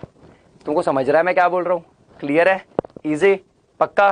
ठीक है, तो ये रजिस्ट्रेशन वाला पार्ट बहुत इंपॉर्टेंट है ना। सबसे पहला प्रोसीजर क्या है रजिस्ट्रेशन का, वो बताया, एग्जाम में बन सकता है क्वेश्चन, इस पे ध्यान देना। ठीक है, और रजिस्ट्रेशन कब से होगा? जब से हमने कंप्लीट एप्लीकेशन फाइल कर दिया। वो लोग कभी भी अपने रिकॉर्ड में लिखे, इससे हमको मतलब नहीं है। ठीक है, अच्छा, लेकिन अगर फर्म को रजिस्टर नहीं किया तो क्या कुछ कॉन्सिक्वेंसेस होते हैं? बिल्कुल कॉन्सिक्वेंसेस होते हैं। याद रखना, अगर फर्म रजिस्टर्ड नहीं है तो पार्टनर्स आपस में सू नहीं कर सकते, ना ही फर्म पर सू कर सकते हैं, ना ही आपस में, ना ही फर्म पर सू कर सकते हैं। अच्छा, फर्म थर्ड पार्टी को सू नहीं कर सकता, फर्म थर्ड पार्टी को सू नहीं कर सकता, और ना ही फर्म सेट ऑफ क्लेम कर सकता है। हाँ, बट अगर सेट ऑफ का अमाउंट 100 रुपीज तक है तो फिर सेट ऑफ क्लेम हो सकता है, अदरवाइज नहीं हो सकता, है ना। 100 रुपीज तक है तो हो सकता है। सर 100 रुपीज कैसा सेट ऑफ है? अच्छा, by the way set of क्या होता है, समझो बात को। मान लो हमारी फर्म है और हमारे साथ ट्रांजैक्शन कौन कर रहा है, मान लो रागिनी ट्रांजैक्शन कर रही है। अब फर्म को रागिनी को पे करना है 1 लाख और रागिनी हमें पे करने वाली 60,000। हम लोग के बीच का ट्रांजैक्शन है, हमें 1 लाख पे कर रहे हैं, उधर से 60 आने वाला है। तो कहने से नेट नेट हम 40,000 पे कर दे। तो जब हम 40,000 पे करेंगे तो उसको सेट ऑफ बोलते हैं, है ना। अब मान लेते हैं रागिनी हमसे 1 लाख वापस मांग रही है, हम नहीं दे रहे, हम नहीं दे रहे, हम नहीं दे रहे, हम नहीं दे रहे। अच्छा बाय द वे हमारा फॉर्म अनरजिस्टर्ड है, अनरजिस्टर्ड है, ठीक है। अच्छा रागिनी हमसे 1 लाख मांग रही है, हम नहीं दे रहे। अबे रागिनी कोर्ट चली गई, रागिनी हम पर केस कर दिया। पहले बताओ क्या रागिनी हम पर केस कर सकती है, क्या रागिनी हम पर केस कर सकती है? The answer is yes sir. Sir लेकिन अभी तो आपने बोला फॉर्म अनरजिस्टर्ड है। हाँ तो फॉर्म अनरजिस्टर्ड है तो फॉर्म थर्ड पार्टी पर केस नहीं कर सकती, लेकिन थर्ड पार्टी तो फॉर्म पर केस कर सकते हैं। सुन रहे हो क्या? थर्ड पार्टी तो फॉर्म पर केस कर सकते हैं। करेक्ट है, इजी, पक्का, श्योर। अच्छा तो केस करके अब बोलती है हमें 1 लाख रुपए चाहिए। तो जज ने हमको ऑर्डर कर दिया, जज ने हमारे फॉर्म को बोला 1 लाख रुपए पे करो। तो हमने जज को समझाया कि जज साहब सुनिए, जज साहब सुनिए, हम 40,000 ही पे करेंगे, हम 40,000 ही पे करेंगे, हम पूरा 1 लाख पे नहीं करेंगे। जज बोला किस खुशी में? बोलता हम लोग ने बोला सेट ऑफ। बोला नहीं नहीं नहीं, सेट ऑफ नहीं, अनरजिस्टर्ड फॉर्म सेट ऑफ नहीं क्लेम कर सकता, हमें पूरा 1 लाख भरना पड़ेगा रागिनी को, 1 लाख पूरा रागिनी को देना पड़ेगा। फिर जो हमारा 40,000 है वो रागिनी से हम बाहर कोर्ट के बाहर ले ले, कोर्ट में तो नहीं रिकवर कर सकते, सेट ऑफ नहीं हो सकता। हाँ यही सेट ऑफ होता अगर ये अमाउंट मान लो 100 रुपया होता, ये 60 रुपया होता, तो कितना आ जाता? 40 रुपीज सेट ऑफ का अमाउंट आता। ये कर सकते थे, ये कर सकते थे। तो सेट ऑफ अगर 100 तक है तो हो सकता है, उसके ऊपर नहीं हो सकता। तो कहने से ये लोग चाहते हैं कि फर्म का रजिस्ट्रेशन आप ले लो, तभी तो इतना कम अमाउंट रखा है। और ये जब अमाउंट रखा था 1932 में, वो टाइम के हिसाब से बराबर रखा है, वो टाइम के हिसाब से बराबर रखा है। ये समझ रहे हो मैं क्या बोल रहा हूँ? क्लियर है, इजी। तो देखो लिखा है अगर फर्म अनरजिस्टर्ड है तो भी थर्ड पार्टी तो सू कर ही सकता है, फर्म सेट ऑफ क्लेम कर सकती है अप टू 100 रुपीज तक। अच्छा मान लो कोई पार्टनर मर गया, अब उसका एलआर हिस्सा मांग रहा है बट हम नहीं दे रहे, तो उसका एलआर हम पर सू कर सकता है, भले से फर्म अनरजिस्टर्ड है तो भी एलआर सू कर सकता है। जैसे अभी देखो ऊपर हमारा फर्म था ना, कौन सा? मीरा, अंजलि और साहिल का, ठीक है। अब साहिल कल कोई चल बसा, तो साहिल के एलआर पैसा मांग रहे बट मैं और अंजलि पैसा नहीं दे रहे, तो सू कर सकता है भले से हमारा फर्म अनरजिस्टर्ड क्यों ना हो। करेक्ट है, इजी। अच्छा उसी तरीके से ऑफिशियल रिसीवर भी केस कर सकता है, अगर कोई पार्टनर इंसॉल्वेंट हो गया और हम उसका हिस्सा नहीं दे रहे तो वो भी सू कर सकता है। And right of a partner to sue for dissolution of the firm and realisation of assets and settlement of liabilities. बिल्कुल, फर्म के पार्टनर्स कैन सू, अगर फर्म अनरजिस्टर्ड है तो भी पार्टनर सू कर सकते हैं फर्म के डिसोल्यूशन के लिए या एसेट्स को रियलाइज करने के लिए या लायबिलिटीज को सेटल करने के लिए। ये तुमको समझ रहा है मैं क्या बोल रहा हूँ? ये क्लियर है क्या? तो मतलब केस अलाउड है बट डिसोल्यूशन के लिए। ये तुमको समझा? क्लियर है, इजी है, पक्का, डन, श्योर? ये हाँ या ना? ये बोलो ना हाँ या ना, पक्की बात। तो कॉन्सिक्वेंसेज ऑफ नॉन रजिस्ट्रेशन 3 चीजें आप नहीं कर सकते बट ये 5 चीजें तो हो सकती है। अच्छा एक बात याद रखना, लेकिन मान लो फर्म थर्ड पार्टी को सू नहीं कर सकती बट थर्ड पार्टी के ऊपर केस करने के जस्ट पहले अगर रजिस्ट्रेशन ले ले तो सू कर सकते हैं, हाँ। या फिर पार्टनर्स आपस में केस नहीं कर सकते या फर्म पर केस नहीं कर सकते, लेकिन केस करने के जस्ट पहले रजिस्ट्रेशन ले ले तो कर सकते हैं। The answer is yes. तुमको समझ रहा है मैं क्या बोल रहा हूँ, है ना? सेक्शन नंबर 69 वही सब लिखा है, देखो इधर पे, firm can not file suit against the firm or other partners, the partners cannot file a suit against the firm or other partners, या फिर firm cannot file suit against third party, या partner cannot claim set off। लेकिन कौन से rights effect नहीं होते हैं? तो थर्ड पार्टी सू कर सकती है फर्म को, फिर डिसोल्यूशन के लिए केस हो सकता है, ऑफिशियल असाइनी एलआर सू कर सकता है, सेट ऑफ हो सकता है 100 रुपये तक, ठीक है। और याद रखना ये तुम एग्जाम्पल पढ़ लेना, तुम्हारा ये एग्जाम्पल पढ़ोगे बहुत काम का है। ये एग्जाम्पल का एक ही कंक्लूजन है, अगर कोई पार्टनर का डेथ हो जाता है या कोई पार्टनर फर्म को छोड़ के चले जाता है, ठीक है, मान लो कोई रजिस्टर्ड फर्म है, कोई रजिस्टर्ड पार्टनरशिप फर्म है, जैसे इधर पे ए एंड कंपनी, उसमें 3 पार्टनर है ए बी सी। अब ए मर गया, अब बी और सी ने क्या किया? बी और सी ने कंटिन्यू किया बिजनेस और फिर किसको सू किया? एक्स को सू किया। तो क्या ये सूट वैलिड है? The answer is yes sir, suit valid है, सूट वैलिड है। यानी अगर 3 पार्टनर में से कोई एक पार्टनर चला गया, एक पार्टनर चला गया और उसके बारे में हमने रजिस्ट्रार को नहीं बताया, हमने बिजनेस कंटिन्यू किया और अब हम थर्ड पार्टी को सू करना चाहते हैं, तो क्या वो केस हो सकता है? The answer is yes sir, बिल्कुल हो सकता है, कोई दिक्कत नहीं है ना? कोई दिक्कत नहीं है। देखो लिखा है ना, in the case of registered firm a suit can be filed by remaining partner in respect of any subsequent dealing or transaction without notifying the registrar of firms the changes in the constitution of the firm, है ना? Firm के constitution में change हो तो भी बताने की जरूरत नहीं है। करेक्ट है, क्लियर है ना? It was decided that the remaining partner should sue in respect of such subsequent dealings or transaction even though the firm was not registered again, है ना? फ्रेश रजिस्ट्रेशन लेने की जरूरत नहीं। अगर कोई पार्टनर जाता है तो फ्रेश रजिस्ट्रेशन ले लेना है, बट अगर कोई पार्टनर आ रहा है तो फ्रेश रजिस्ट्रेशन लेना पड़ेगा। देखो लिखा है ना, जैसे मान लो इसी एग्जांपल में बी और सी ने किसको अपॉइंट कर लिया, डी को, डी नया पार्टनर है और बिना फ्रेश रजिस्ट्रेशन लिए, क्या एक्स पर केस हो सकता है? The answer is where a new partner is introduce the fact is to be notified to register who shall make a record of the notice in the entry and then he can sue. ठीक है, तो अगर नहीं बताया तो फिर सू नहीं कर सकते, समझ रहा है? तो कोई गया तो फ्रेश बताने की जरूरत नहीं है, फ्रेश रजिस्ट्रेशन की जरूरत नहीं है, हम सू कर सकते हैं, बिजनेस कंटिन्यू कर सकते हैं। बट कोई नया आया तो रजिस्टर को बताना पड़ेगा, नहीं बताया तो आप सू नहीं कर पाओगे। ये समझ रहा है मैं क्या बोल रहा हूँ? क्लियर है क्या? इजी एग्जाम्पल का मकसद उतना ही था, एक बार एग्जाम में क्वेश्चन आया था तुमको मालूम होना चाहिए। करेक्ट है, सिंपल, डन। अच्छा, ये हमने यूनिट 1 पढ़ लिया। अच्छा, यूनिट 1 में पढ़ाई क्या क्या हमने, आराम से ध्यान देना। पहले तो हम लोगों ने सबसे पहले देखा this act is applicable to whole of India including Jammu and Kashmir. 1 अक्टूबर 1932 से एप्लीकेबल हुआ है। पहले ये इंडियन कॉन्ट्रैक्ट का पार्ट हुआ करता था। फिर पार्टनरशिप का डेफिनेशन कौन से सेक्शन में बच्चों? सेक्शन 4 में है कि partnership is relationship between 2 or more person have agreed to share profits and losses of the business carried on by all or any of them acting for all. Correct है। फिर हमने पढ़ा essentials of partnership. Essential में सबसे पहले 2 or more person आता है, उनके बीच में अग्रीमेंट होना चाहिए, फिर उन लोग क्या करेंगे, बिजनेस करेंगे, फिर प्रॉफिट शेयरिंग होगा और फिर म्यूचुअल एजेंसी होता है। अच्छा, याद रखना there are people who share profit but they are not partners, जैसे कि रिटायर्ड पार्टनर, माइनर, विडो और child of deceased partner, employ agent receiving profit, seller of goodwill, money lender receiving profits. कुछ याद आ रहा है क्या? याद आ रहा है कि नहीं? फिर मैक्सिमम पार्टनर 50 हो सकते हैं, सेक्शन 464 में लिखा है, ये सब पता होना चाहिए तुम लोग को। ठीक है। फिर क्लासेस ऑफ पार्टनर्स में कौन से होते हैं? तो जनरल, पर्टिकुलर, फिक्स्ड, विल। कुछ याद आ रहा है? विल का सेक्शन नंबर क्या है? विल का सेक्शन नंबर 7 है। और अगर फिक्स्ड पार्टनरशिप टाइम खत्म होने के बाद भी कंटिन्यू कर रहे हैं तो उसको कन्वर्ट कर दिया जाएगा ऑटोमेटिकली पार्टनरशिप बट विल में। क्लियर। फिर टाइप्स ऑफ पार्टनर्स कितने होते हैं? तो incoming, outgoing, active, sleeping, sub partner, profits only, nominal partners, estoppel. याद आ रहा है क्या? और एस्टॉपल के लिए सेक्शन कौन सा है? 28। तो 4 में डेफिनेशन है, 7 में विल है, 28 में पार्टनर बाय एस्टॉपल है। फिर रजिस्ट्रेशन, फर्म का रजिस्ट्रेशन मैंडेटरी नहीं होता, ऑप्शनल होता है, बट अगर रजिस्टर करवाना है तो प्रोसीजर सेक्शन 58 में दिया है। ठीक है। सेक्शन कहाँ दिया है बेटा? सेक्शन 58 में दिया है कि रजिस्ट्रेशन के लिए पहले फॉर्म ले लो, डिटेल्स भर दो, उसमें डिटेल्स भरने के बाद उसको क्या करो, आप साइन करके सबमिट कर दो फीस के साथ और फिर आपका रजिस्ट्रेशन हो जाएगा। करेक्ट है। अच्छा, फिर उसके बाद आगे बढ़ते हैं। आगे बढ़ने के बाद मुझे चीज मालूम पड़ी, एक चीज ये मालूम पड़ी कि क्या वहां पर नॉन रजिस्ट्रेशन का कॉन्सिक्वेंसेज होता है? हाँ, सेक्शन 69 बहुत ही इंपॉर्टेंट सेक्शन है, तुमको सेक्शन नंबर के साथ याद होना चाहिए। अच्छा, अगर आपने फर्म का रजिस्ट्रेशन नहीं किया है तो पार्टनर्स फर्म पर केस नहीं कर सकते, ना ही आपस में केस कर सकते हैं, ना ही थर्ड पार्टी पर केस कर सकते हैं, ना ही सेट ऑफ कर सकते हैं, बट थर्ड पार्टी फर्म पर केस कर सकती है। सेट ऑफ 100 तक है तो केस कर सकते हैं, एलआर केस कर सकते हैं, ऑफिशियल रिसीवर केस कर सकते हैं, इनफैक्ट पार्टनर्स भी केस कर सकते हैं, but for dissolution. But for what? Dissolution. Correct है बच्चों? Easy, sure. Unit 1 done. Revision का भी रिवीजन, रिवीजन का भी रिवीजन। तुमको समझ रहा है मैं क्या बोलने की कोशिश कर रहा हूं बच्चों? ए यस और नो? पक्की बात है? श्योर है? हाँ, ठीक है। अच्छा, अब हम लोग क्या करेंगे, हम लोग आगे बढ़ेंगे, हम लोग यूनिट 2 नहीं पढ़ेंगे, हम पहले जाएंगे यूनिट 3 पे। ठीक है। हम पहले कहां चले जाएंगे बच्चों? यूनिट 3 पे चले जाएंगे। ठीक है। पहले यूनिट 2 नहीं, यूनिट 3 पढ़ेंगे, फिर यूनिट 2 पे जाएंगे। करेक्ट। अच्छा, अब यूनिट 3 किसकी बात करता है? आराम से पहले फटाफट थम्स अप दे दो यूनिट 1 के लिए। क्या यूनिट 1 हो चुका है तुम्हारा? क्या यूनिट 1 समझा है तुमको अच्छे से?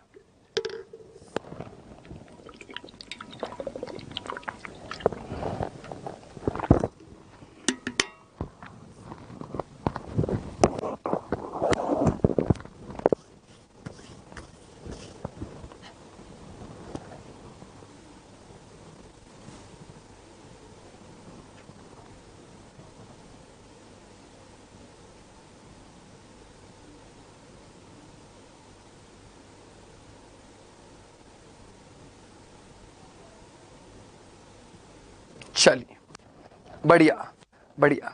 तो मैं आगे बढ़ता हूँ फिर, है ना? आगे बढ़ता हूँ फिर मैं, है ना? अच्छा, अब क्या देख रहे हैं हम लोग? हम देख रहे हैं यूनिट नंबर 3। अभी अभी तो तुमको बताया था कि पार्टनरशिप फर्म कैसे बनती है, और अभी अभी तुमको सिखाऊंगा कि डिसोल्यूशन कैसे होता है। अच्छा, बाय द वे तुम लोग ऑब्जर्व करो, पार्टनरशिप में ना कभी बच्चों को डाउट नहीं आता है। कभी नहीं मतलब कभी नहीं। क्यों नहीं आता सर डाउट बच्चों? क्योंकि आप लोगों ने इसको अकाउंट्स में सॉल्व किया प्रैक्टिकली। डिसोल्यूशन का तो अकाउंट्स भी करते हो, है ना? ठीक है, कोई नहीं, आइए चलिए, अच्छा पिछले टर्म में ये क्वेश्चन आया था, 7 मार्क्स या 5 मार्क्स, 7 मार्क्स का था, 7 मार्क्स का था। तुमको पूछा गया था कि difference between dissolution of partnership and dissolution of firm. ठीक है, dissolution of partnership and dissolution of firm तुमको पूछा गया था। ठीक है, बहुत ईजी है। ठीक है, अच्छा डिसोल्यूशन ऑफ पार्टनरशिप क्या होता है कि जब भी पार्टनरशिप के रिलेशन में चेंज आता है, ठीक है, पार्टनरशिप के रिलेशन में मतलब पार्टनर्स के रिलेशन में बेसिकली, जैसे एडमिशन, रिटायरमेंट होता है, कुछ भी होता है, तो उसको हम डिसोल्यूशन ऑफ पार्टनरशिप बोलते हैं। पार्टनरशिप में चेंज हो रहा है और उससे ना फर्म का रिकॉन्स्टिट्यूशन होता है। ठीक है, फर्म का क्या होता है, रिकॉन्स्टिट्यूशन होता है। करेक्ट है, इजी सिंपल है ना। अच्छा जैसे कि देखो ए बी और सी है, ए रिटायर हो गया, तो अब ए रिटायर हो तो फर्म बंद नहीं हुआ है, बी और सी अभी भी फर्म में है। इट इज जस्ट कि ए बी सी का पार्टनरशिप डिसॉल्व हो गया है, पार्टनरशिप डिसॉल्व हो गया, ए बी सी का आपस में जो रिलेशन था वो चेंज हो चुका है, फर्म तो रहेगा ही। बट उससे बड़ा कंसेप्ट वो होता है जिसको हम लोग बुलाते हैं प्यार से डिसोल्यूशन ऑफ फर्म। ठीक है, आई रिपीट, क्या बुलाते हैं, फिर से बोलिए, हम बुलाते हैं प्यार से डिसोल्यूशन ऑफ फर्म। सही सुना तुमने, सही सुना। ठीक है, अच्छा जब पूरा का पूरा फर्म ही क्लोज हो जाता है तो उसको हम डिसोल्यूशन ऑफ फर्म बोलते हैं। करेक्ट है, इजी सिंपल डन। यहां पर बिजनेस स्टॉप हो जाता है फर्म का और सारे पार्टनर्स के रिलेशन आपस में खत्म हो जाते हैं, है ना। उसी को हम प्यार से डिसोल्यूशन ऑफ फर्म बुलाते हैं। आई रिपीट, उसी को हम प्यार से डिसोल्यूशन ऑफ क्या बुलाते हैं बेटा, फर्म बुलाते हैं। कोई दिक्कत है इसमें, बढ़ू मैं आगे, श्योर है। ठीक है, अच्छा अब तुम जरा इस यूनिट का हेडिंग देख लो, हमको पढ़ना डिसोल्यूशन ऑफ पार्टनरशिप नहीं है, हमको पढ़ना है डिसोल्यूशन ऑफ फर्म। ठीक है, अच्छा अब थोड़ा सा एक छोटा सा डिफरेंस बिटवीन है जो तुमको इजीली समझ जाएगा। जैसे कंटिन्यूएशन ऑफ बिजनेस, कहां पर बिजनेस कंटिन्यू होता है, डिसोल्यूशन ऑफ पार्टनरशिप में। कहां पर खत्म हो जाएगा, फर्म में। वाइंडिंग अप कहां होता है, फर्म में। कहां नहीं होता, पार्टनरशिप में। कहां पर कोर्ट के ऑर्डर पे भी डिसोल्यूशन हो सकता है, फर्म के केस में। यहां पर कोर्ट के ऑर्डर पे पार्टनरशिप का डिसोल्यूशन नहीं होता। अच्छा स्कोप, डिसोल्यूशन ऑफ फर्म से डिसोल्यूशन ऑफ पार्टनरशिप भी होता है, बट डिसोल्यूशन ऑफ पार्टनरशिप से डिसोल्यूशन ऑफ फर्म हो ऐसा जरूरी नहीं है। ठीक है, अच्छा फाइनल क्लोजर ऑफ बुक्स कहां हो जाता है बेटा, फाइनल क्लोजर ऑफ बुक्स हो जाता है डिसोल्यूशन ऑफ फर्म में, लेकिन डिसोल्यूशन ऑफ पार्टनरशिप में फाइनल क्लोजर ऑफ बुक्स नहीं होता। याद आ रहा है कुछ, क्लियर है। अब डिसोल्यूशन कैसे होता है बच्चों, बहुत सिंपल है, ये तो ये पूरे चार्ट से ही हो जाएगा, आगे पढ़ने की भी जरूरत नहीं पड़ेगी। ठीक है, देखो यहां पर क्या लिखा है, विदाउट कोर्ट्स इंटरवेंशन, यानी कोर्ट इन्वॉल्व नहीं होगा, और एक लिखा है विद कोर्ट्स इंटरवेंशन, यानी कोर्ट इन्वॉल्व हो जाएगा। ठीक है, या तो कोर्ट इन्वॉल्व नहीं होगा या तो कोर्ट इन्वॉल्व हो जाएगा। ठीक है, अब अगर कोर्ट इन्वॉल्व नहीं होने वाला, बिना कोर्ट के इन्वॉल्वमेंट के, एक कंपलसरी है और एक ऑप्शनल है। अच्छा कंपलसरी कब, सेक्शन 41 बोलता है अगर सारे के सारे पार्टनर या फिर एक को छोड़ के बाकी सारे पार्टनर डेथ हो जाता है या इंसॉल्वेंट हो जाता है तो फर्म डिसॉल्व हो जाएगा, या फिर बिजनेस अनलॉफुल हो गया है। अच्छा याद रखना, अगर हमारा मल्टीपल बिजनेस है, उसमें से कोई एक आध बिजनेस अनलॉफुल होगा तो फर्म डिसॉल्व नहीं होगा, तो फिर वो पर्टिकुलर बिजनेस बंद होगा सिर्फ। समझ रहे हैं। अच्छा ऑप्शनल कब होता है, अग्रीमेंट। अच्छा फर्म बना किससे था, अग्रीमेंट से, तो बंद भी किससे होगा, अग्रीमेंट से। सिंपल है। या फिर मैंने आपको बताया था कि अगर हम लोग पार्टनरशिप एट विल चला रहे हैं तो वहां पर कोई भी पार्टनर नोटिस देके फर्म को बंद करवा सकता है ना। कोई भी पार्टनर फर्म को नोटिस देके क्या कर सकता है, फर्म बंद करवा सकता है। ये तुम समझ रहे हो मैं क्या बोल रहा हूं, क्लियर है। या फिर on the happening of certain contingencies, ठीक है, on the happening of certain contingencies, correct है। अच्छा जैसे कि टाइम खत्म, फर्म खत्म, बिजनेस खत्म, फर्म खत्म, या किसी एकाक पार्टनर, जैसे 10-12 पार्टनर उसमें से किसी एकाक पार्टनर का डेथ हुआ है, या फिर पूरा का पूरा फर्म मतलब कोई एकाक पार्टनर इंसॉल्वेंट हुआ है, जैसे 4-5 पार्टनर है, कोई एक का डेथ हो गया, एक इंसॉल्वेंट हो गया, उससे फर्म खत्म नहीं होता, उससे फर्म डिसॉल्व नहीं होता। ये तुम समझ रहे हो मैं क्या बोल रहा हूँ, क्लियर है, इजी है, पक्का, श्योर। तो ये तो था विदाउट कोर्ट इंटरवेंशन। अच्छा कोर्ट कब इन्वॉल्व होगा, इसके लिए कोड वर्ड है, ठीक है, IIMPTPO, जैसे insanity of partner, incapacity of partner, misconduct, persistent breach of agreement, transfer of interest. ये तुम समझ रहे हो मैं क्या बोल रहा हूं, या फिर परपेचुअल लॉसेस, या फिर एनी अदर रीजनेबल ग्राउंड्स। ये सारे रीजन की वजह से हम लोग कोर्ट के पास चले जा सकते हैं और कोर्ट के पास जाके जज को बोल सकते हैं कि जज साहब हमारे फर्म का डिसोल्यूशन ऑर्डर करो। अब डिसोल्यूशन ऑर्डर करना नहीं करना है जज के ऊपर होता है ना। जज विल डिसाइड कि डिसॉल्व होना चाहिए कि नहीं होना चाहिए, है ना। एकदम सिंपल, इसमें दिमाग नहीं लगाना है। फर्म का डिसोल्यूशन क्या होता है, पार्टनरशिप का क्या होता है, ये पढ़ लिया, फर्स्ट पेज खत्म। सेकंड पेज बोलता है कि फर्म का डिसोल्यूशन या तो कोर्ट के ऑर्डर से हो सकता है, बिना कोर्ट के ऑर्डर। बिना कोर्ट के ऑर्डर में there is something called as compulsory dissolution, there is something called as optional. Compulsory मतलब बंदी करना पड़ेगा, ये कब होगा, जब सारे के सारे पार्टनर या एक को छोड़ के बाकी सारे पार्टनर मर जाते हैं या इंसॉल्वेंट हो जाते हैं, या फिर सारा का सारा बिजनेस अनलॉफुल हो जाता है। करेक्ट है। ऑप्शनल में या तो अग्रीमेंट है, या तो फिर पार्टनरशिप एट विल है, या फिर कंटिंजेंसीज है। क्या है, फिर से बोलो, कंटिंजेंसीज है। कंटिंजेंसीज में टाइम खत्म फर्म खत्म, या फिर बिजनेस खत्म फर्म खत्म, या फिर डेथ और इंसॉल्वेंसी से भी फर्म खत्म हो सकता है। अगर कोई एक आध पार्टनर का डेथ या इंसॉल्वेंसी हो जाएगा, वहां पर ऑप्शनल है, बंद करना है तो करे, नहीं करना है तो ना करे। ये तुमको समझ रहा है मैं क्या बोल रहा हूं, क्लियर है क्या? अच्छा, ये दिख रहा है विथ कोर्ट्स इंटरवेंशन, यानी जहां पर कोर्ट इन्वॉल्व होगा। जहां पर कौन इन्वॉल्व होगा बेटा? कोर्ट इन्वॉल्व होने वाला है। अच्छा, जहां पर कोर्ट इन्वॉल्व होगा उसके लिए कोड वर्ड क्या बता दिया मैंने? IIM PTPO। ये सबको लेकर झगड़ा हो सकता है, तो हम कहां पहुंच जाएंगे? हम कोर्ट पहुंच जाएंगे, और वहां जाकर हम फर्म का डिसोल्यूशन करवा सकते हैं। करेक्ट है ना? जैसे फॉर एग्जांपल मान लो 4 पार्टनर है, उसमें से एक ही वर्किंग पार्टनर जो सारा काम धाम संभाल के रखता है। अब वो जो एक पार्टनर है, जो एक वर्किंग पार्टनर है, अगर वो पागल हो जाता है, अगर वो क्या हो जाता है? पागल हो जाता है, तो बाकी पार्टनर में झगड़ा चालू हो गया अब कि फर्म को बंद करना है, नहीं करना है, नहीं करना है, नहीं करना है। झगड़ा हो गया तो कहां से जाएंगे? कोर्ट। अच्छा, याद रखना, कोर्ट में वही पार्टनर जाएगा जो पागल नहीं है। अभी इनसेन है, वो कैसे कोर्ट में जाएगा? सेम सेकंड वाले में जो इनकेपेबल है वो कैसे कोर्ट में जाएगा? या थर्ड वाले में जो मिसकंडक्ट कर रहा है वो कैसे कोर्ट में जाएगा? तुमको समझ रहा है मैं क्या बोल रहा हूँ? ईजी है। तो IIM PTPO, ठीक है। अच्छा, अब जब डिसॉल्व हो गया तो एक बात याद रखना तुम लोग, जब भी डिसोल्यूशन होता है आपको पब्लिक नोटिस देना पड़ता है, और अगर आप पब्लिक नोटिस नहीं दोगे तो कहने से आप डिसोल्यूशन के बाद भी लायबल रहोगे, ठीक है। सेक्शन 45 बोलता है जब भी फर्म का क्या हो जाता है? डिसोल्यूशन, आपको पब्लिक नोटिस देना पड़ता है। अगर आप पब्लिक नोटिस नहीं देते हो तो उस पर्टिकुलर सिचुएशन में फर्म के डिसॉल्व होने के बाद भी आपकी लायबिलिटी कंटिन्यू रहेगी, जैसे ये एग्जांपल में दिया हुआ है, ठीक है। अच्छा, एग्जांपल रीड करो, 10 सेकंड दे रहा हूं, रीड करो, एग्जांपल रीड करो, एक्स और वाई वाला।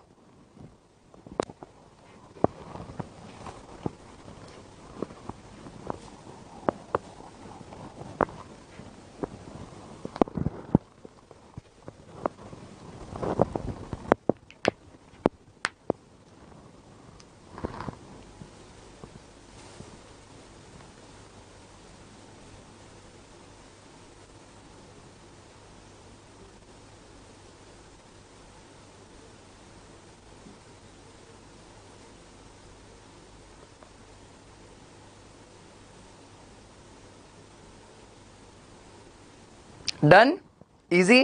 अब तुम लोग बोलोगे सर यहां पर तो वाई कितना मतलब वाई बेवकूफ बन गया, वाई की क्यों लाइबिलिटी आ रही है? अरे वाई बेवकूफ बन गया क्यों? क्योंकि उसने पब्लिक नोटिस नहीं दिया। अगर पब्लिक नोटिस देता तो क्या लाइबिलिटी आती? द आंसर इज नो, फिर लाइबिलिटी नहीं आती। ये तुमको समझ रहा है मैं क्या बोलने की कोशिश कर रहा हूँ? ए यस और नो, इजी, पक्का, श्योर। अच्छा, इधर पे फोकस करना, ठीक है, ठीक है, फोकस करना। इधर पे लिखा है continuing authority for winding up. क्या लिखा है? Continuing authority for winding up. ये इजी है, इसको नहीं पढ़ा रहा हूं मैं, ठीक है। इधर आ जाओ। अब दिख रहा है partner right of utilisation of assets, ठीक है। अच्छा, जब भी डिसोल्यूशन होता है, जब भी क्या होता है? डिसोल्यूशन होता है, क्या आप एसेट्स को आपस में इमीडिएटली बांट लोगे? The answer is no. पहले फर्म की प्रॉपर्टी यूज होगी डेट्स पे करने, लाइबिलिटीज पे करने, फर्म का डेट्स या लाइबिलिटी पे करने के लिए, करेक्ट है। और उसके बाद कुछ सरप्लस बचेगा तो पार्टनर्स में डिस्ट्रीब्यूट होता है। पार्टनर्स में क्या होता है? डिस्ट्रीब्यूट। तो पहले एसेट्स किसके लिए यूज होगा? लाइबिलिटी पे करने के लिए। उसके बाद अगर कुछ प्रॉफिट्स बचता है, कुछ सरप्लस बचता है, तो वो पार्टनर्स आपस में डिस्ट्रीब्यूट करते हैं। याद रहेगा ये? एग्जाम में पूछ लेंगे तुमसे कि बताइए एसेट्स कैसे यूटिलाइज होते हैं, तो तुमको मालूम होना चाहिए, ठीक है। उसके बाद मेरे पास एक टॉपिक आता है जो बोलता है mode of settlement of accounts. बिल्कुल। अच्छा, अकाउंट्स कैसे सेटल होते हैं? आई रिपीट, अकाउंट्स कैसे सेटल होते हैं, ठीक है। मैं तुमको बता रहा हूं, ये तुमने सबने सीखा है ये, ठीक है। अच्छा, सेक्शन 48 है, अकाउंट्स कैसे सेटल होगी? पार्टनरशिप डीड में लिखा होता है। बट अगर पार्टनरशिप डीड में नहीं लिखा है, लिखा ही नहीं है पार्टनरशिप डीड में, तो कैसे होता है? ध्यान देना। सबसे पहला होता है पेमेंट ऑफ लॉसेस, ठीक है। सबसे पहला पेमेंट ऑफ लॉसेस। अच्छा, मान लो ये पार्टनरशिप फर्म का बैलेंस शीट है, ठीक है। यहां पर लॉस है, ठीक है। यहां पर क्या है? लॉस। मान लो मैं लॉस लिख रहा हूं asset side. Sir loss asset side capital में से माइनस होता है। अच्छा, कैपिटल में से माइनस करोगे तो भी उसका वही इफेक्ट होगा अगर मैं एसेट में लिख दूं तो। समझ रहा है? तो अगर फर्म का लॉस है तो सबसे पहले कहां से सेट ऑफ होगा? Losses shall be set of out of profits. तो फर्म का जो प्रॉफिट था वो प्रॉफिट यूटिलाइज किया जाएगा क्या पे करने के लिए? लॉस पे करने के लिए। जो प्रॉफिट्स था वो यूज किया जाएगा क्या पे करने के लिए बच्चों? लॉस पे करने के लिए। अच्छा, मान लो लॉस है 10 करोड़ का, प्रॉफिट सिर्फ 2 करोड़ का ही है, तो कहने से प्रॉफिट को यूटिलाइज करने के बाद भी अभी 8 करोड़ का लॉस बचा हुआ है। तो ये 8 करोड़ का लॉस पार्टनर्स के कैपिटल में से दिया जाएगा। पार्टनर्स के कैपिटल में से दिया जाएगा। कहां से? पार्टनर्स के कैपिटल में से दिया जाएगा। करेक्ट है। अच्छा, पार्टनर्स का कैपिटल मान लो 4 करोड़ था, तो ये 4 करोड़ यहां से माइनस हो गया। अब कितना लॉस बचा है? 4 करोड़। अच्छा, फिर भी कुछ बैलेंस बचता है या फिर भी कैपिटल डेफिशिएंट है, कैपिटल इनफ नहीं है, तो कहने से वो पार्टनर्स कंट्रीब्यूट करेंगे, है ना। कैसे कंट्रीब्यूट करेंगे? उनके प्रॉफिट शेयरिंग रेशो के हिसाब से, जो भी उनका पीएसआर रेशो होगा वो रेशो में कंट्रीब्यूट करना पड़ेगा। करेक्ट है। तो अगर कोई लॉस होता है पार्टनरशिप फर्म के लाइबिलिटी साइड बोल रहा हूं, एसेट साइड कोई लॉस दिख रहा है ना, कोई लॉस दिख रहा है तुमको, ठीक है। वो लॉस कहां से पे होगा? सबसे पहले प्रॉफिट्स यूटिलाइज कर लेना, कम पड़ रहा है तो कैपिटल यूटिलाइज कर लो पार्टनर्स का, वो भी कम पड़े तो पार्टनर्स और कंट्रीब्यूट करेंगे लॉस पे करने के लिए। करेक्ट है। अच्छा, ये अकाउंट्स ऐसे सेटल होता है। अच्छा, इससे मुझे याद आया, ये असेट्स कैसे यूटिलाइज होगा? भाई तुमको सबको पता होना चाहिए, तुम सबने डिसोल्यूशन का गेम खेल चुके हो, तुम सब 12th पास हो, तुमको पता होना चाहिए कि डिसोल्यूशन ऑफ पार्टनरशिप में असेट्स कैसे यूटिलाइज होता है। सबसे पहला बेटा, असेट्स यूज किया जाएगा debts of the firm towards third parties, जो थर्ड पार्टी का डेट है पहले उसको पे किया जाता है। करेक्ट है। फिर अगर कुछ सरप्लस बचता है तो जो पार्टनर्स का लोन है, ठीक है, पार्टनर्स लोन आपको वो पे करना है ना। अगर सरप्लस है तो क्या पे करना है? पार्टनर्स लोन पे करना है। फिर भी कुछ सरप्लस बच गया तो फिर कैपिटल रिपेमेंट करना है, पार्टनर्स का कैपिटल रिपेमेंट करना पड़ता है, ठीक है, पार्टनर्स कैपिटल रिपेमेंट करना पड़ेगा। और फिर भी कुछ सरप्लस बच गया तो कहने से वो पार्टनर्स आपस में पैसा डिवाइड करके बल्ले बल्ले करेंगे, निशावा शावा करेंगे। तुमको समझ रहा है बच्चों मैं क्या बोलने की कोशिश कर रहा हूं? ए यस और नो? क्लियर है? इजी। फिर से सुन लो मेरी बात। जो प्रॉफिट्स है वो सबसे पहले क्या प्रॉफिट बोलो, जो एसेट्स है वो सबसे पहले किसके लिए यूटिलाइज हो गए? थर्ड पार्टी का लाइबिलिटी पे करने के लिए। एक बार वो पे कर दिया, उसके बाद भी पैसा बचा है तो आप पार्टनर्स लोन दे दो, फिर भी पैसा बचा है पार्टनर्स कैपिटल दे दो, फिर भी पैसा बचा है तो पार्टनर्स आपस में डिस्ट्रीब्यूट कर लेंगे। ये तुमको समझ रहा है मैं क्या बोल रहा हूँ? क्लियर है? Easy, simple, done. इससे इजी कुछ नहीं हो सकता, ठीक है, इससे इजी कुछ नहीं हो सकता है। ये करेक्ट है क्या? सिंपल। अच्छा, इस यूनिट में अगर मैं सेक्शंस की बात करूं, ठीक है, तो देखो सबसे पहले अपने को डिसोल्यूशन के बारे में सेक्शन 39 में बोला है। फिर डिसोल्यूशन होता है ना, कैसे होता है? विदाउट कोर्ट्स इंटरवेंशन और विद कोर्ट्स इंटरवेंशन। जहां पर कोर्ट इन्वॉल्व होता है वहां पर सेक्शन 44 है। अच्छा, जहां पर कोर्ट इन्वॉल्व नहीं होता वहां पर एक ऑप्शनल है और एक कंपलसरी है। कंपलसरी में सेक्शन 41 है, ठीक है, कंपलसरी में सेक्शन क्या है? 41 है। अच्छा, ऑप्शनल में क्या है? ऑप्शनल में 40, 43, 42। 40 में अग्रीमेंट है, 43 में कंटिंजेंट ये है नोटिस विल वाला है, और 42 में कंटिंजेंसीज है। सही बात है। फिर 45 वो है डिसोल्यूशन के बाद का इफेक्ट क्या होगा। 48 सेटलमेंट ऑफ अकाउंट्स कैसे होता है। 47 कंटिन्यूइंग अथॉरिटी, बट वो इतना इजी है, मतलब वो इतना डिफिकल्ट नहीं है, बहुत ईजी है। ये तुमको समझ रहा है क्या? क्लियर है क्या? पक्की बात है? श्योर है? डन है? बढ़ू मैं आगे, ठीक है।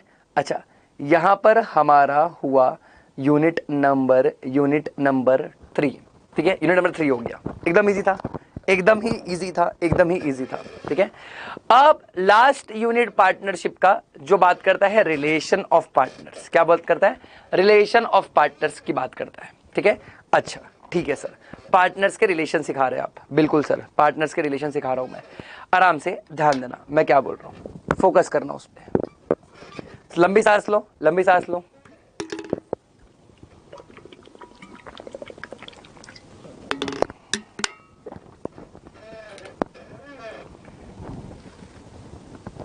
चलिए आराम से, आराम से, बस बस बस। ये चैप्टर अपनी आखिरी सांसें ले रहा है, ठीक है, ये आखिरी सांसें ले रहा है। एक बार ये खत्म हो गया ना पार्टनर्स का रिलेशन, तो फिर तुमको डाउट नहीं आएगा किसी चीज में, ठीक है, फिर किसी चीज में डाउट नहीं आएगा।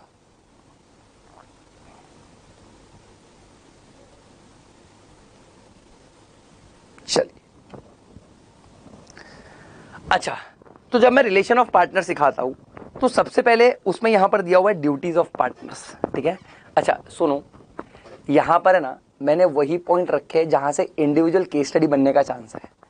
जैसे अगर तुम अपने रेगुलर नोट्स उठा के देखोगे, जो भी रिस्पेक्टिव मटेरियल तुम रिफर कर रहे हो, ठीक है, तो उसमें तुम देखना राइट्स ऑफ पार्टनर्स में दुनिया भर के पॉइंट्स है ना, राइट्स ऑफ पार्टनर्स में दुनिया भर के पॉइंट्स दिए हुए हैं, ठीक है। ड्यूटीज ऑफ पार्टनर्स में भी दुनिया भर के पॉइंट्स दिए हुए हैं। जैसे अगर मैं पार्टनर्स के राइट्स की बात करूं तो right to participate in the business, right to be consulted, right to share profits, right to have access to books of accounts, फिर राइट टू ये क्या बोलते हैं indemnify, interest on capital, interest on loans and advances, right to use partnership property, right to retire from the firm. ये तुमको समझ रहा है मैं क्या बोल रहा हूँ? ऐसी सेम ड्यूटीज में ये बहुत सारा है, ठीक है। बट मैंने वही पॉइंट उठाए हैं जहां से तुमको इंडिविजुअल क्वेश्चन बन सकते हैं। जैसे यहां पर लिखा है duty to account for personal profits, ठीक है। याद रखना, a partner can not make secret profits, ठीक है।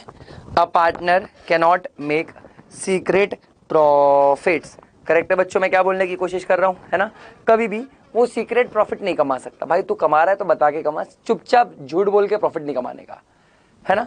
जैसे फॉर एग्जांपल मैं तुमको एक प्रैक्टिकल एग्जांपल देता हूँ, ठीक है। वो एग्जांपल कुछ ऐसा है कि एक दो पार्टनर थे, ठीक है। मान लो मिस्टर ए और मिस्टर बी, रियल नाम नहीं लिखूंगा। अब मिस्टर बी स्लीपिंग पार्टनर था, वो सिर्फ इन्वेस्ट करके बैठा था। मिस्टर ए एक्टिव पार्टनर था, ठीक है।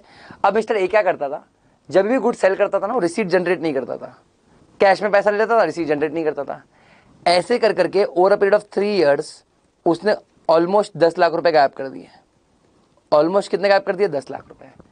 तो कहना था यहाँ पर मिस्टर ए सीक्रेट प्रॉफिट कमा रहा है, जो कि नहीं कमाना चाहिए, गलत है ये चीज।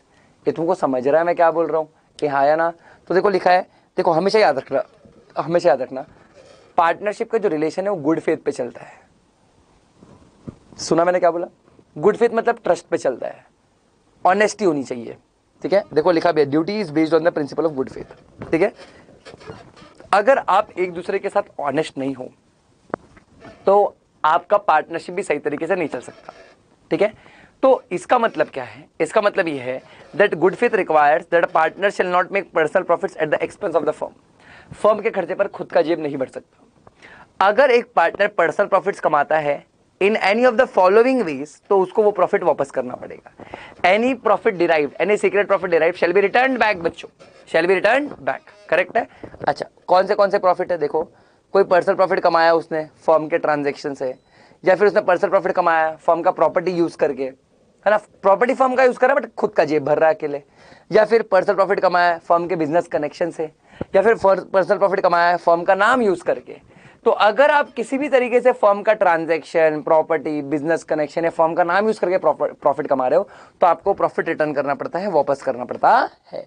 इनफैक्ट आप ऐसा कोई भी काम नहीं कर सकते जिसमें आप फर्म के कंपटीशन में उतर रहे हो, ठीक है। फर्म जो भी बिजनेस कर रहा है आप उनके कंपटीशन में नहीं उतर सकते।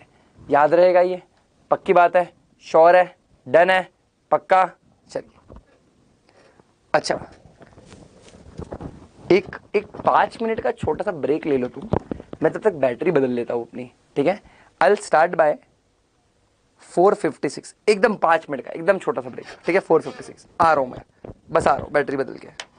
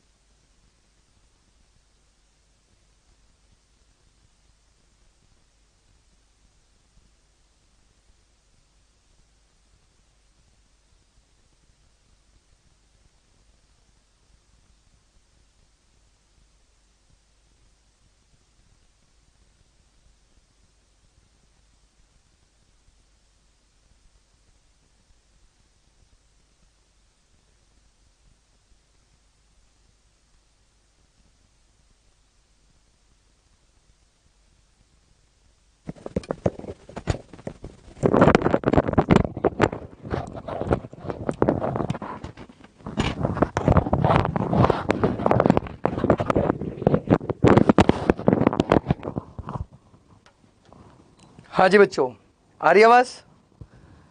आ रही आवाज?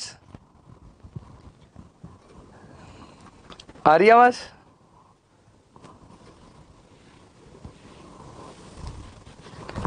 अच्छा, आ रही है ना? बैटरी लो हो रही थोड़ी, जब बैंड बज जाएगी बैटरी लेके आ गया।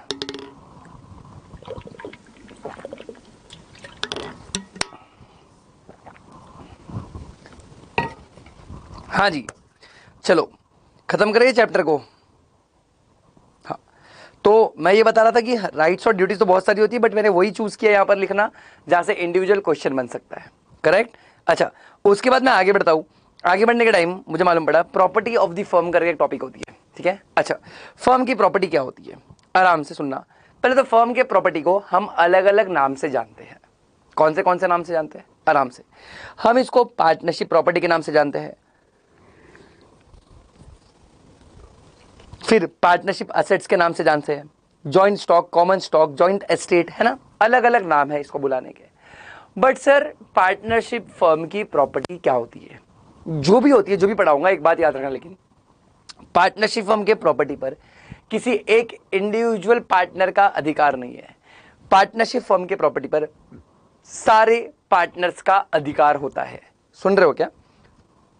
मैं फिर से बोल रहा हूं, पार्टनरशिप फर्म के प्रॉपर्टी पर किसी इंडिविजुअल पार्टनर का अधिकार नहीं होता, सारे पार्टनर्स का अधिकार होता है। और क्या क्या इंक्लूड होता है इसमें?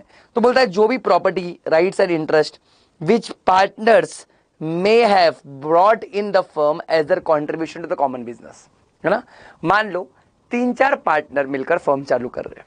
ठीक है। जैसे फॉर एग्जाम्पल मेरा फर्म था ना, मेरा फर्म किसके साथ था? अंजलि और साहिल के साथ था। ठीक है। तो मैंने 10 लाख का कैपिटल कंट्रीब्यूट किया बिजनेस चालू करने के लिए। अंजलि ने 10 लाख का कैपिटल चालू किया बिजनेस चालू करने के लिए। बट साहिल बोलता है मैं अपना, मेरे पास एक गोडाउन पड़ा हुआ है। ठीक है, कैश तो नहीं है, गोडाउन है, मेरा कैपिटल कंट्रीब्यूशन वो गोडाउन होगा। तो अब वो जो गोडाउन अब तक साहिल का प्रॉपर्टी था, अब वो किसका प्रॉपर्टी हो जाएगा? पूरे फर्म का प्रॉपर्टी हो जाएगा। अब उसे पूरे फर्म का हिस्सा लग जाएगा। करेक्ट है। या फिर ऑल द, क्या बोला? All the property rights and interest purchase by और फॉर द फर्म। ठीक है, परचेज बाय और फॉर द फर्म। समझ रहा है बच्चों मैं क्या बोलने की कोशिश कर रहा हूं बच्चों? है ना, इजी है, सिंपल। मतलब ऐसा कोई भी प्रॉपर्टी या एसेट जो फर्म के लिए खरीदा गया है, या फिर ऑल द प्रॉपर्टी और rights and interest acquired by the firm in any other way, यानी किसी भी तरीके से अगर कुछ भी प्रॉपर्टी फर्म के लिए लिया गया है, तो हम उसको क्या बुलाते हैं? हम उसको फर्म का प्रॉपर्टी बुलाते हैं बच्चों। आई रिपीट, हम उसको क्या बुलाते हैं? फिर से सुनना, हम उसको फर्म का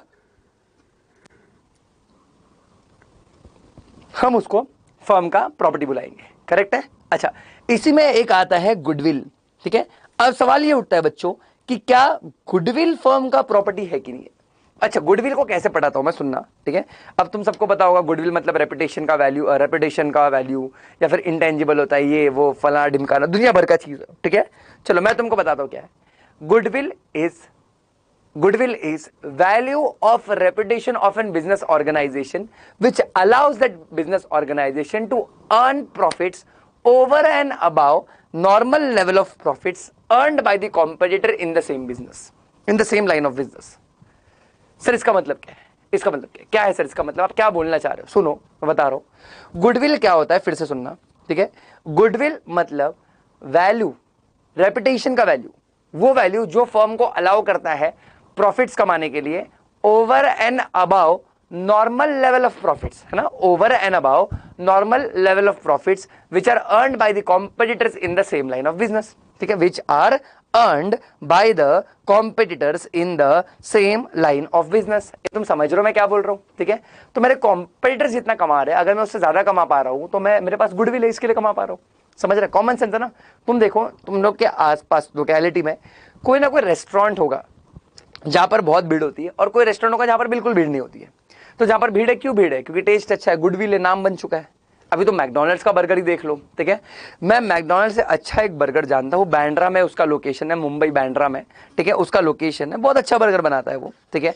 अच्छा, लेकिन फिर भी ज्यादा सेल्स किसका है? मैकडॉनल्ड्स। क्यों? क्योंकि गुडविल बनाया है उसने। ये तुमको समझ रहा है मैं क्या बोलने की कोशिश कर रहा हूं? अच्छा, बाय द वे मेरे को एक आंसर करो, क्या फर्म का गुडविल हम लोग सेपरेटली बेच भी सकते हैं? हाँ, पार्टनर आता है तो गुडविल लेके आता है, जाता है तो गुडविल लेके जाता है, तो गुडविल भी फर्म का प्रॉपर्टी होता है। करेक्ट है। तो कभी कभी ना एग्जाम में शॉर्ट नोट्स पूछ लेंगे। एक बार आया था गुडविल डिफाइन करिए 2 मार्क्स के लिए, तो तुमको ये लिखना था गुडविल क्या होता है करके, है ना। एक बार एग्जाम में पूछ लेंगे तुमको कि बताओ प्रॉपर्टी ऑफ द फर्म क्या होता है, explain the property of the firm, right short note on the property of the firm, तो तुमको ये पूरा लिखना पड़ेगा थियरी, करेक्ट है। उसके अलावा एक सेक्शन है 23 जो बोलता है एडमिशन और रिप्रेजेंटेशन बाय अ पार्टनर, है ना। अच्छा एक बात याद रखना, अगर एक ने एक्सेप्ट किया मतलब सबने एक्सेप्ट किया। सुन रहे हो क्या? एडमिशन और रिप्रेजेंटेशन बाय पार्टनर में मैं क्या बोल रहा हूं, अगर एक ने एक्सेप्ट किया मतलब सबने एक्सेप्ट किया, है ना। अगर कोई एक पार्टनर किसी चीज को एक्सेप्ट कर लेता है तो लॉ मान के चलता है कि सारे पार्टनर ने वो चीज को क्या कर लिया है, सारे पार्टनर ने वो चीज को एक्सेप्ट कर लिया है, ठीक है। एडमिशन और representation by one partner means admission and representation by the whole firm. देखो लिखा है an admission or representation made by a partner relating to affairs of the firm will make the whole firm liable if it is made in the ordinary course of the business, है ना। अगर वो कब हुआ है बेटा, ordinary course of business में हुआ है तो करेक्ट है, इजी सिंपल, है ना। अच्छा ये तो बहुत सिंपल चीजें हैं, ठीक है। अच्छा बाय द वे इधर बीच में मैंने इंसर्ट नहीं किया है, बट तुम लोग याद रखना there is something called as authority of partners. Authority वो 18 से लेकर 22 तक चलता है, वो भी एक बार रीड कर लेना, वो भी अच्छा टॉपिक है, ठीक है। अच्छा अब आगे बढ़ रहा हूं मैं, ध्यान देना। बोलता है liability of a firm and its partner to a third party. बिल्कुल बिल्कुल बिल्कुल बिल्कुल बिल्कुल बिल्कुल बिल्कुल, ठीक है। Liability of a firm, liability of the firm and its partner to third party. यानी अब यहां पर हम लोग क्या सीखने वाले हैं, हम यहां पर सीखने वाले फर्म का लाइबिलिटी टुवर्ड्स थर्ड पार्टी कैसे होगा। फर्म का लाइबिलिटी टुवर्ड्स थर्ड पार्टी कैसे होगा, आराम से। सबसे पहला बोला गया है कॉन्ट्रैक्चुअल लाइबिलिटी। बच्चों कौन सा liability? Contractual liability. Contractual liability मतलब फर्म्स ने जो कॉन्ट्रैक्ट किए है उसकी लाइबिलिटी। अब दिमाग लगाओ, फर्म ने कॉन्ट्रैक्ट किए मतलब पार्टनर ने कॉन्ट्रैक्ट किए, तो फर्म लाइबल मतलब पार्टनर लाइबल, बिकॉज यहां पर थोड़ी कोई सेपरेट लीगल एंटिटी है। फर्म लाइबल मतलब पार्टनर लाइबल, क्लियर सिंपल। देखो लिखा है, बोलता है for the acts of the firm, यानी फर्म के काम के लिए, दैट इज पार्टनर्स के काम के लिए। Firm is liable, that is all partners are jointly and severally liable, है ना। देखो डायलॉग लिखा भी है, firm is always liable for all the acts of partners which are within their authority, है ना। जो भी काम पार्टनर्स के अथॉरिटी के अंदर होता है उसके लिए हमेशा हमेशा हमेशा कौन लाइबल होता है, उसके लिए हमेशा हमेशा हमेशा फर्म लाइबल होता है, करेक्ट है, सिंपल इजी डन। बढ़ू में आगे, है ना। एक आता है liability for miss application of money. अच्छा मिस एप्लीकेशन ऑफ मनी मतलब पैसों का गलत इस्तेमाल करना, ठीक है। अच्छा अब इसमें दो सिचुएशन हो सकता है, जो पार्टनर ने पैसा रिसीव किया उसी ने गलत यूज किया, या फिर पैसा रिसीव किसी और ने किया और गलत यूज कोई और कर रहा है। सर कैसे समझाओ, थोड़ा दिमाग लगाइए। चलो मान लेते हैं मैं, अंजलि और साहिल, ठीक है, हम 3 फर्म के पार्टनर हैं। अच्छा हमको ना एक क्लाइंट से 10 लाख एडवांस मिला है। अच्छा कौन 10 लाख लेके आया? वो 10 लाख एडवांस साहिल लेके आया। अच्छा साहिल 10 लाख एडवांस लेके आया, बट फर्म को बताया नहीं और 10 लाख में थाईलैंड घूम के आ गया, मस्त 2 महीना थाईलैंड घूम के आ गया, ठीक है। कितने रुपए में? 10 लाख रुपए में 2 महीना थाईलैंड घूम के आ गया, है ना। अब मेरे को बताओ, फटाफट बताओ, फटाफट बताओ। अच्छा हमको ना ये एडवांस मिला था गुड सप्लाई करने के लिए मिस्टर एक्स से। बताओ क्या मिस्टर एक्स को पूरा फर्म लाइबल है क्या? क्या मिस्टर एक्स को पूरा फर्म लाइबल है क्या? क्या मिस्टर एक्स को पूरा फर्म लाइबल है क्या? The answer is yes sir, mister x को पूरा फर्म लाइबल है, ठीक है। बट कहने साहिल ने गड़बड़ किया है। हाँ तो बच्चों म्यूचुअल एजेंसी ना करेगा, एक भरेंगे सब, ठीक है। पूरा फर्म लाइबल है, क्लियर है बच्चों, इजी है, पक्का डन श्योर, है ना। अच्छा दूसरा सवाल मेरा दूसरा सवाल, ठीक है। अच्छा मान लेते हैं 10 लाख रुपया साहिल लेके आया, और साहिल लाके क्या किया, साहिल ने लाके बैंक अकाउंट में डाल दिया, और बैंक अकाउंट से अंजलि ने निकाला और अंजलि कोरिया घूम के आ गई। अंजलि कहां घूम के आ गई बेटा? कोरिया घूम के आ गई, ठीक है। बताओ क्या फर्म लाइबल है? The answer is yes sir, फिर भी फर्म लाइबल है एक्स को गुड सप्लाई करने के लिए। यस सर, फिर भी फर्म लाइबल है एक्स को गुड सप्लाई करने के लिए। एक बात याद रखना, चाहे जो पार्टनर रिसीव कर रहा है वो मिसयूज करे या रिसीव कोई और करे, मिसयूज कोई और करे, लाइबिलिटी पूरे फर्म की आती है, लाइबिलिटी पूरे फर्म की आएगी। देखो लिखा भी है, where the money or property is receive by a partner with in authority and then misapplied by the same partner, यानी जिसने रिसीव किया उसी ने मिसयूज किया है। या फिर where money or property is receive by the firm and then misapplied by any of the partners, है ना, किसी भी एक पार्टनर ने उसको मिसअप्लाई किया है। दोनों ही केस में थर्ड पार्टी को कौन लाइबल होगा? फर्म लाइबल है। दोनों ही केस में थर्ड पार्टी को कौन लाइबल है बच्चों? फर्म लाइबल है, करेक्ट है, इजी सिंपल डन। फिर आता है लाइबिलिटी फॉर रॉन्गफुल एक्ट्स। अच्छा गलत काम किया, क्या किया है? गलत। अच्छा गलत काम कैसे किया है? गलत काम किया है अथॉरिटी में रहकर, जैसे फॉर एग्जांपल 3 पार्टनर है ना, मैं, अंजलि, साहिल। हमारा बिजनेस है स्टील का, नहीं चलो क्लोथ्स का है, ठीक है, टेक्सटाइल का बिजनेस है, और कपड़े खरीदने की रिस्पॉन्सिबिलिटी अंजलि के पास है। अब अंजलि ने एकदम पुअर क्वालिटी का कपड़ा खरीद के लेके आ गई, पुअर क्वालिटी का कपड़ा, मतलब जो क्वालिटी हमको नहीं लगता वो लेके आ गई, ठीक है, हमको वो क्वालिटी कभी नहीं चलती, वो क्वालिटी एकदम घटिया क्वालिटी है। फिर भी अंजलि ने क्या किया, फिर भी अंजलि ने वही क्वालिटी का कपड़ा लेके आ गई, ठीक है। अच्छा, अब ऐसे सिचुएशन में कहने से पार्टनर यानी अंजलि ने गलत काम किया है, बट अंजलि ने जो भी गलत काम किया है बच्चों, वो अथॉरिटी में रहकर किया है।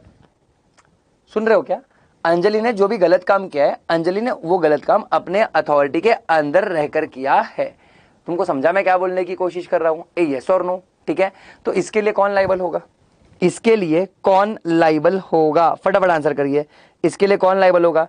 कहने से पूरा फर्म लाइबल होगा, क्योंकि wrongful act with in authority है। देखो लिखा है ना, फर्म इज लाइबल। अच्छा, लिखा wrongful act of the partner which is beyond authority. अच्छा, बियॉन्ड अथॉरिटी, बट बाकी पार्टनर उसको रेटिफाई नहीं, अप्रूव कर दिया है। बियॉन्ड अथॉरिटी क्या हो सकता है? मान लो अंजलि कार लेके आ गई, अच्छा बिजनेस टेक्सटाइल का क्या लेके आ गई? कार लेके आ गई, लेकिन बाकी पार्टनर्स बोलते हैं वाओ अंजलि वाओ क्या कार लाया है, इसी कार से अब गुड्स का डिलीवरी करेंगे हम लोग। बताओ अब कौन लाइबल होगा? कहने से पूरा फर्म लाइबल होगा। ये तुमको समझ रहा है मैं क्या बोलने की कोशिश कर रहा हूं यहाँ पर? यस और नो, इजी है। लेकिन अगर एक पार्टनर रॉन्गफुल एक्ट किया बट बाकी पार्टनर्स को रेटिफाई नहीं करते, ठीक है, बट अदर पार्टनर्स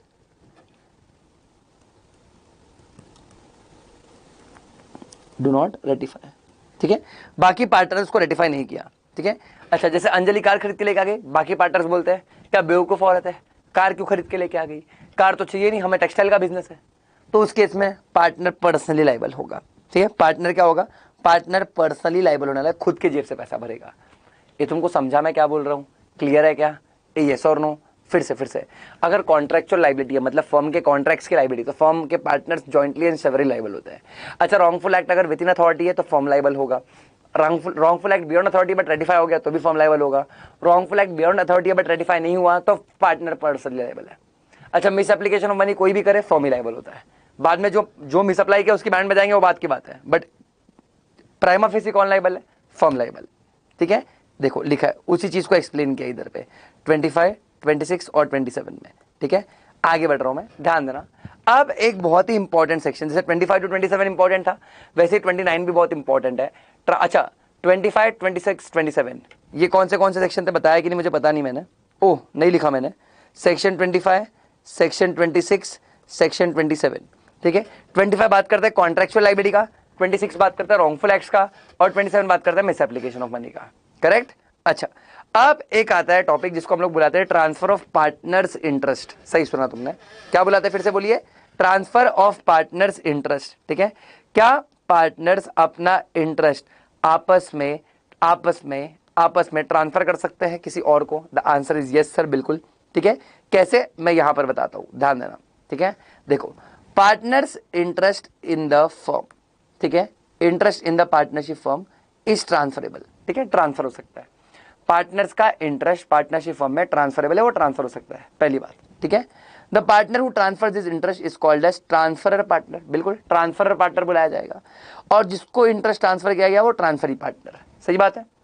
देखो, जिस तरीके से कंपनी में आप शेयर्स होल्ड करते हो और वो शेयर्स आप बेच खरीद सकते हो, उसी तरीके से सेम मैनर में यहां पर पार्टनरशिप फर्म में आप क्या कर सकते हो? पार्टनरशिप फर्म में आप अपना हिस्सा किसी और को ट्रांसफर कर सकते हो, ठीक है। तो आपको ट्रांसफरर बुलाया जाएगा और आप जिसको ट्रांसफर करोगे उसको ट्रांसफरी बुलाया जाएगा। याद रहेगा ये? Simple, easy.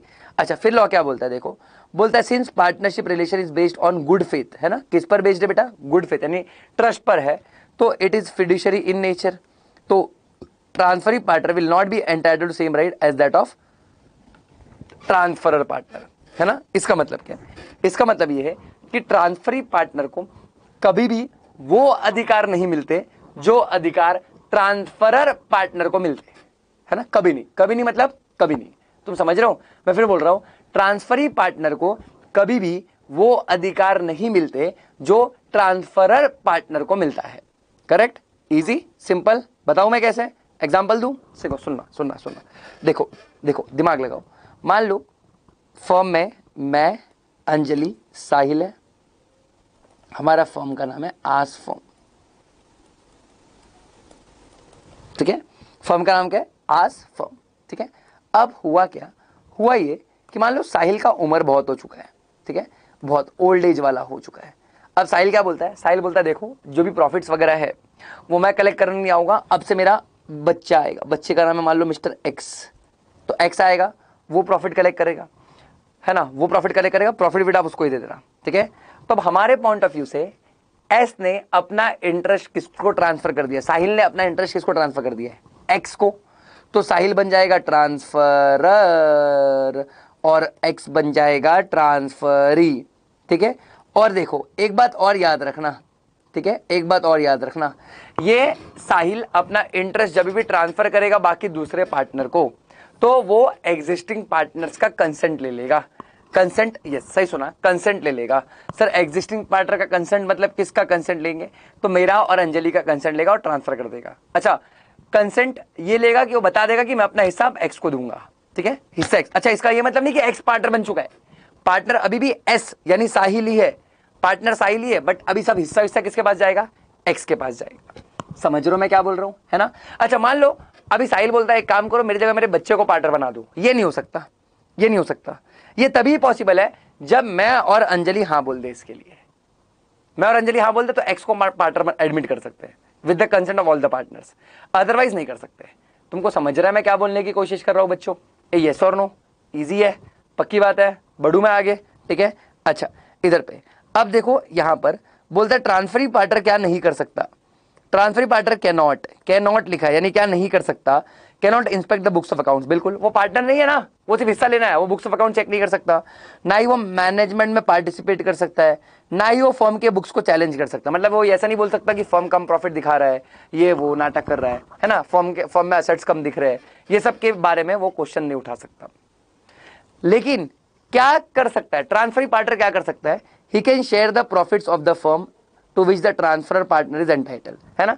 जब तक फर्म चल रहा है जो भी पैसा ट्रांसफरर को मिलता था अब से वो किसको मिलेगा बच्चों, अब से वो ट्रांसफरी को मिलेगा। ठीक है, आई रिपीट, जो भी पैसा ट्रांसफरर को मिलता था अब से वो किसको मिलेगा बच्चों, अब से वो ट्रांसफरी को मिलेगा, है ना। और अगर फर्म डिसॉल्व हो जाता है बच्चों, क्या हो जाता है, डिसॉल्व, या वो पार्टनर रिटायर हो जाता है, ठीक है, फर्म डिसॉल्व हो जाता है, या वो पार्टनर जो है, या वो पार्टनर, सुन रहे हो क्या, फिर से, फर्म डिसॉल्व हो जाता है या वो पार्टनर क्या करता है, रिटायर हो जाता है, फर्म डिसॉल्व हो जाता है या वो पार्टनर क्या हो जाता है, वो रिटायर हो जाता है, तो उस पर्टिकुलर सिचुएशन में, है ना, उस पर्टिकुलर सिचुएशन में जो ट्रांसफरी पार्टनर है उसको हिस्सा मिलेगा ट्रांसफरर पार्टनर का।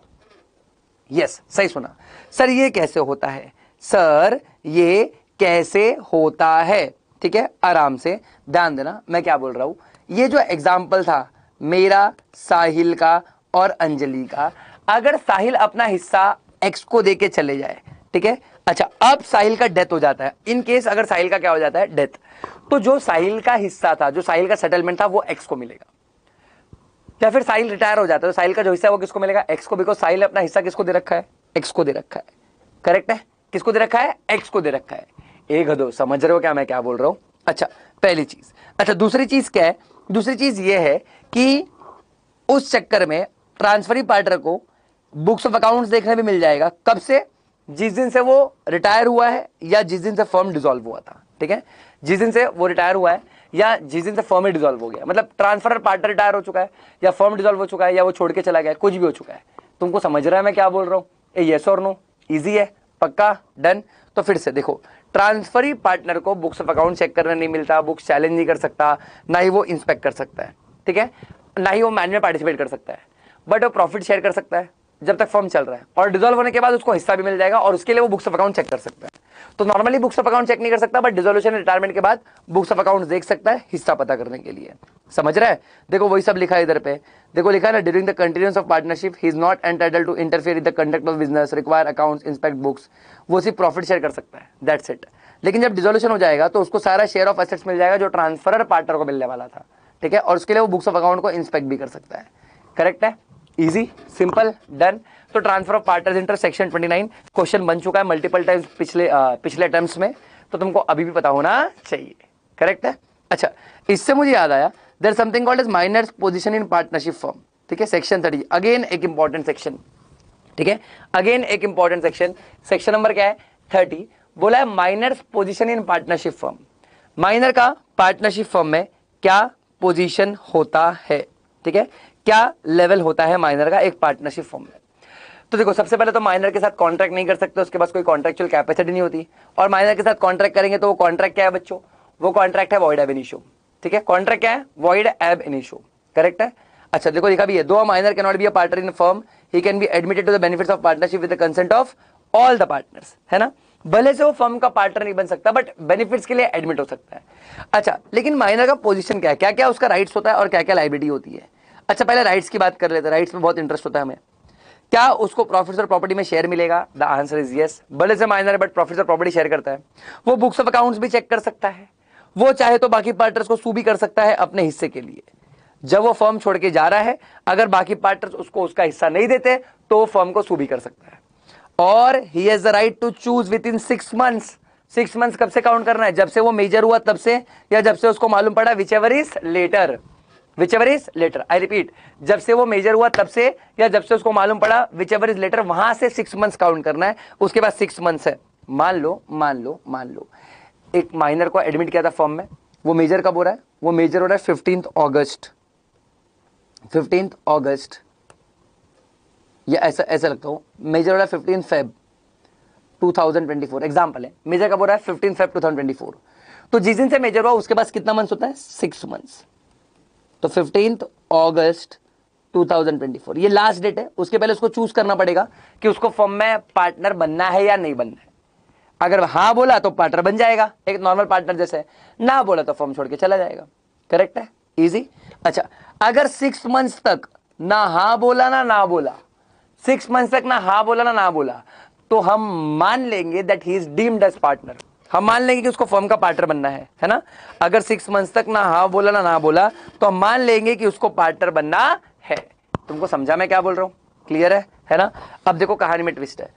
मान लो 15 फेब 2024 को मेजर हुआ, लेकिन उस बेचारे को मालूम पड़ा कि वो फर्म का पार्टनर कब से है, उसको मालूम पड़ा कि वो फर्म का पार्टनर कब से, उसको मालूम पड़ा कि वो फर्म का पार्टनर है, कब मालूम पड़ा, उसको मालूम पड़ा 28 फेब 2024, ठीक है, कब मालूम पड़ा, 28 फेब 2024 को मालूम पड़ा। अच्छा पार्टनर कब से था वो, 15 फेब से था, 15 फेब बोल रहा हूं, पार्टनर 3-4 साल से था, लेकिन जब पार्टनर बना था तब उसके गार्डियन वगैरह ने साइन किया था और उससे ये बात छुपाई गई थी कि वो पार्टनर है, बट उसको मालूम कब पड़ा, उसको मालूम पड़ा 28 फेब को, ठीक है। अच्छा मेजर कब हुआ है, date of becoming major, date of becoming major, इस दिन वो मेजर हुआ, ठीक है। उसको मालूम कब पड़ा, 15 फेब को मालूम पड़ा। और शिट यार मैं उल्टा बोल रहा हूँ, सॉरी थोड़ा संभालना, मैं फिर से बोलता हूँ, ठीक है। वो मेजर कब से हुआ, 15 फेब 2024 से, करेक्ट है। और उसको मालूम कब पड़ा कि वो पार्टनर है, 28 फेब 2024, ठीक है। फिर से बोल रहा हूँ, मेजर कब हुआ 15 फेब, मालूम कब से पड़ा 28 फेब। तो अब यहां पर 6 मंथ्स कहां से काउंट होगा, विच एवर इज लेटर, तो लेटर डेट कौन सा है 28 फेब, यहां से 6 मंथ्स काउंट होगा, यानी 28 अगस्त तक वो इलेक्ट कर सकता है कि उसको पार्टनर बनना है कि नहीं बनना है। और अगर लास्ट डेट तक कुछ नहीं बोलता तो हम मान लेंगे he is deemed as partner, ठीक है, he has deemed as partner, ठीक है, करेक्ट है। देखो लिखा है if he fails to give such notice he shall become a partner in the firm on the expiry of 6, correct है, easy simple done, ये तो राइट था। अब लायबिलिटी की बात करो तो मेजोरिटी के पहले तो हनीमून पीरियड चल रहा है, एंजॉय करेगा, कोई भी पर्सनल लायबिलिटी होती नहीं है, ठीक है, no personal liability during his minority. अच्छा लायबिलिटी भी लिमिटेड होता है, जितना उसका शेयर है प्रॉफिट्स एंड प्रॉपर्टी में उतना ही डूबेगा और कुछ नहीं डूबेगा। अच्छा बच्चों को लगता है कि माइनर का कोई लायबिलिटी नहीं आता, सही बात है नहीं आता, ठीक है, मतलब कोई कुछ भरना नहीं है उसको, लेकिन भूलना मत उसने कैपिटल तो लगाया होगा, उसका प्रॉफिट्स में हिस्सा तो होगा, वो सब डूब जाएगा अगर फर्म बंद होता है तो, या कुछ भी गड़बड़ होती है तो, ठीक है। अच्छा दूसरा चीज, माइनर कभी भी इंसॉल्वेंट डिक्लेयर नहीं हो सकता बिकॉज वो तो माइनर है, उसका लायबिलिटी नहीं होता। हाँ लेकिन अगर फर्म इंसॉल्वेंट डिक्लेयर हो गई तो मैंने अभी बताया ना, अगर फर्म इंसॉल्वेंट डिक्लेयर हो गई तो उसका जो भी हिस्सा है, उसका जो भी शेयर है वो ऑफिशियल रिसीवर के पास चले जाएगा। यानी कोई माइनर ने अगर 10 लाख रुपया लगाया था तो वो 10 लाख रुपया उसको वापस नहीं मिलने वाला, वो 10 लाख रुपया कौन लेके चला जाएगा, वो 10 लाख रुपया ऑफिशियल रिसीवर लेके चला जाएगा। He will use that 10 lakh rupees to repay the debt of the firm, to repay the debt of the firm, ठीक है। ये तो लायबिलिटी थी बिफोर मेजोरिटी। अच्छा मेजोरिटी के बाद क्या लायबिलिटी आएगी, अगर उसने चूज नहीं किया कि उसको पार्टनर बनना है, मतलब वो मेजर हो गया और बोला नहीं भाई मुझे तो पार्टनर बनना ही नहीं, भागो इधर से, फर्म छोड़ देता हूं मैं। जब मैं माइनर था तब मेरे को मैच्योरिटी नहीं था, मैं गलती से मतलब मेरे को नहीं बनना था बट मैं बन गया पार्टनर। अब मेरे को अक्कल आ गई मुझे इस फर्म का पार्टनर नहीं बनना, छोड़ रहा है वो। अगर वो छोड़ रहा है फर्म, ठीक है, तो क्या होगा, उसका राइट्स एंड लायबिलिटीज माइनर के जैसा ही रहेगा जब तक वो पब्लिक नोटिस नहीं देता, है ना। पब्लिक नोटिस देने का टाइम कितना है, 6 मंथ्स। 6 मंथ्स के अंदर उसको येस और नो बोलना है, तो उसका लायबिलिटी एज अ माइनर ही कंटिन्यू रहेगा। अच्छा, his share shall not be liable for any acts of the firm done after the date of notice, ठीक है, बिल्कुल नोटिस के डेट के बाद उसका शेयर भी किसी चीज के लिए लायबल होता नहीं है। And he shall be entitled to sue the partners for his share of the profits and property, यानी फर्म छोड़ के जा रहा है और अगर पार्टनर से अपना हिस्सा मांगता है तो उस पार्टनर्स को उसका हिस्सा देना पड़ेगा। करेक्ट है, इजी, सिंपल, डन। लेकिन अगर उसने चूज किया उसको पार्टनर बनना है, अगर उसे चूज किया उसको पार्टनर बनना है, तो वो पर्सनली लायबल हो जाएगा थर्ड पार्टी के टुवर्ड्स। कब से, जिस दिन से वो फर्म में एडमिट हुआ था, मतलब जब से वो माइनर था, जिस दिन से वो एडमिट हुआ था तब से उसकी पर्सनल लायबिलिटी चालू हो जाएगी टुवर्ड थर्ड पार्टी। सही सुना, ना ही मेजर होने के डेट से, ना ही इलेक्ट करने के डेट से, ना ही जिस दिन उसको मालूम पड़ा उस डेट से, बट जिस दिन से वो पार्टनर एडमिट हुआ था, जब वो माइनर था, आज से 4-5 साल पहले जब भी होगा, ठीक है, उस दिन से उसकी लायबिलिटी चालू हो जाती है। ये खास बात है, करेक्ट है। बट सर वो तो माइनर है, उसकी लायबिलिटी कैसे आ सकती है, कहाँ आ रही है उसकी लायबिलिटी, जब वो माइनर था उसकी लायबिलिटी आई थी क्या, नहीं। माइनर से मेजर हुआ तब उसने खुद से चूज किया, तब उसकी लायबिलिटी चालू हुई है, समझ रहे हैं। फिर बोला गया he share in the profit property and profits remain the same as decide. अच्छा, प्रॉफिट तो सेम रहेगा, अगर चूज कर लिया तो भी प्रॉफिट तो सेम, प्रॉफिट में तो कुछ चेंज आने वाला नहीं है, करेक्ट है। एग्जाम में डायरेक्ट क्वेश्चन भी पूछते हैं, केस स्टडी भी पूछते हैं, या माइनर का पॉइंट तुमको पता होना चाहिए, ठीक है, बहुत जबरदस्त पॉइंट है, ठीक है। इसके अलावा लास्ट चीज, ये सिंपल चीज है, इसमें कभी बच्चों को डाउट नहीं आता, ठीक है। जैसे इधर देखो, सबसे पहले हम लोग सीख रहे रिकॉन्स्टिट्यूशन ऑफ फॉर्म, सेक्शन याद रखना, एडमिशन 31, रिटायरमेंट 32, एक्सपल्शन 33। फिर से बोल रहा हूं, admission 31, retirement 32, expulsion 33, 34 is insolvency, 35 is death, ठीक है। अच्छा, आराम से ध्यान देना, एडमिशन ऑफ पार्टनर पहले सीख रहे, जब भी एक नया पार्टनर एडमिट होता है उसको इनकमिंग पार्टनर बोलते हैं। अच्छा, पार्टनर कैसे एडमिट हो सकता है, with the consent of all the partners, या फिर in accordance with the contract already entered into between the partners for the admission of a new partner, correct है। अच्छा, उसकी लायबिलिटी क्या आती है, तो पुराने एक्ट के लिए लायबल नहीं होगा वो, बट आज से लेके आगे के लिए वो लायबल होने वाला है, ठीक है। एडमिशन के पहले क्यों लायबल होगा, था ही नहीं पार्टनर, हाँ, बट एडमिशन के बाद से लायबल हो जाएगा। हाँ, बट अगर इनकमिंग पार्टनर बोलता है कि मैं पहले की लायबिलिटी भी भरने रेडी हूं, incoming partner agrees bear the past liability, तो उसका पास्ट लायबिलिटी भरने का लायबिलिटी आ जाएगा। बट याद रखना, अगर वो पास्ट लायबिलिटी भरने की बात कर रहे हैं, मतलब मान लो पास्ट में हमको जेठालाल को 10 लाख रुपया देना है, अब कोई नया पार्टनर है, मैं वो 10 लाख दे दूंगा, ठीक है, वो भरे, लेकिन जेठालाल पर्सनली उस न्यू पार्टनर से पैसे नहीं मांग सकता, बिकॉज जब कॉन्ट्रैक्ट हुआ था वो नया पार्टनर फर्म का पार्ट नहीं था, है ना। तो जो भी नया पार्टनर है, मान लो मिस्टर एक्स नया पार्टनर, तो मिस्टर एक्स फर्म को पैसा देगा और फिर फर्म किसको देगा, जेठालाल को, करेक्ट है। क्यों, क्योंकि थर्ड पार्टी, क्योंकि he was a stranger to a contract और थर्ड पार्टी उस पर कोई एक्शन नहीं ले सकती, ठीक है। तो जिस दिन से एडमिट हुआ उस दिन से फ्यूचर के लिए लायबल है, पास्ट के लिए लायबल नहीं है। बट अगर एडमिट होने के टाइम बोलता है कि मैं पास्ट लायबिलिटी भरूंगा तो भर, बट थर्ड पार्टी डायरेक्टली तेरे से क्लेम नहीं कर सकता क्योंकि तभी तो कॉन्ट्रैक्ट का पार्ट नहीं था, करेक्ट। फिर एक आता है रिटायरमेंट ऑफ पार्टनर, बिल्कुल, जो पार्टनर जा रहा है उसको हम आउटगोइंग पार्टनर बोलते हैं। अच्छा, पार्टनर कैसे जा सकता है, कंसेंट, सारे पार्टनर से कंसेंट दिया, बोला ठीक है जाओ बाय टाटा, या फिर अग्रीमेंट के थ्रू, या नोटिस छोड़ रहा है बोल के, है ना। और रिटायरमेंट से फर्म डिसॉल्व नहीं होता, हाँ, लेकिन अगर दो ही पार्टनर है, एक रिटायर हो गया तो फर्म डिसॉल्व हो जाएगा। अच्छा, liability for the acts of the firm before retirement, बिल्कुल, रिटायरमेंट के पहले जितने भी कांड हुए वो लायबल है, वो लायबल है ना। रिटायरमेंट के बाद लायबल नहीं होता, लेकिन याद रखना रिटायरमेंट के बाद पब्लिक नोटिस देना पड़ेगा। अगर रिटायरमेंट के बाद पब्लिक नोटिस नहीं दिया तो लायबिलिटी आएगी उसकी, याद रहेगा, पक्का, श्योर, ठीक है। अच्छा, फिर देखो लिखा है ना, liability of the acts done after retirement, तो रिटायरमेंट के बाद लायबिलिटी नहीं आएगा, बिल्कुल नहीं आएगा, जीरो लायबिलिटी, प्रोवाइडेड आपने पब्लिक नोटिस दिया है। आई रिपीट, प्रोवाइडेड आपने क्या दिया है, पब्लिक नोटिस दिया है, समझ गया सर। अच्छा, एक्सपल्शन ऑफ पार्टनर, बिल्कुल बिल्कुल याद रखना, ये एग्जाम्पल तुमको याद रहना चाहिए, ठीक है। वो झगड़ा होता है ना उनका लेडीज क्लब में, वो झगड़ा, वो वाला एग्जाम्पल है, ठीक है। बट अच्छा चलो एक बार पढ़ो एग्जाम्पल, अभी के अभी एग्जाम्पल पढ़ो, अभी के अभी, बस होने आया, 2 मिनट और लगेगा, फिर पार्टनरशिप भी खत्म हो जाएगा।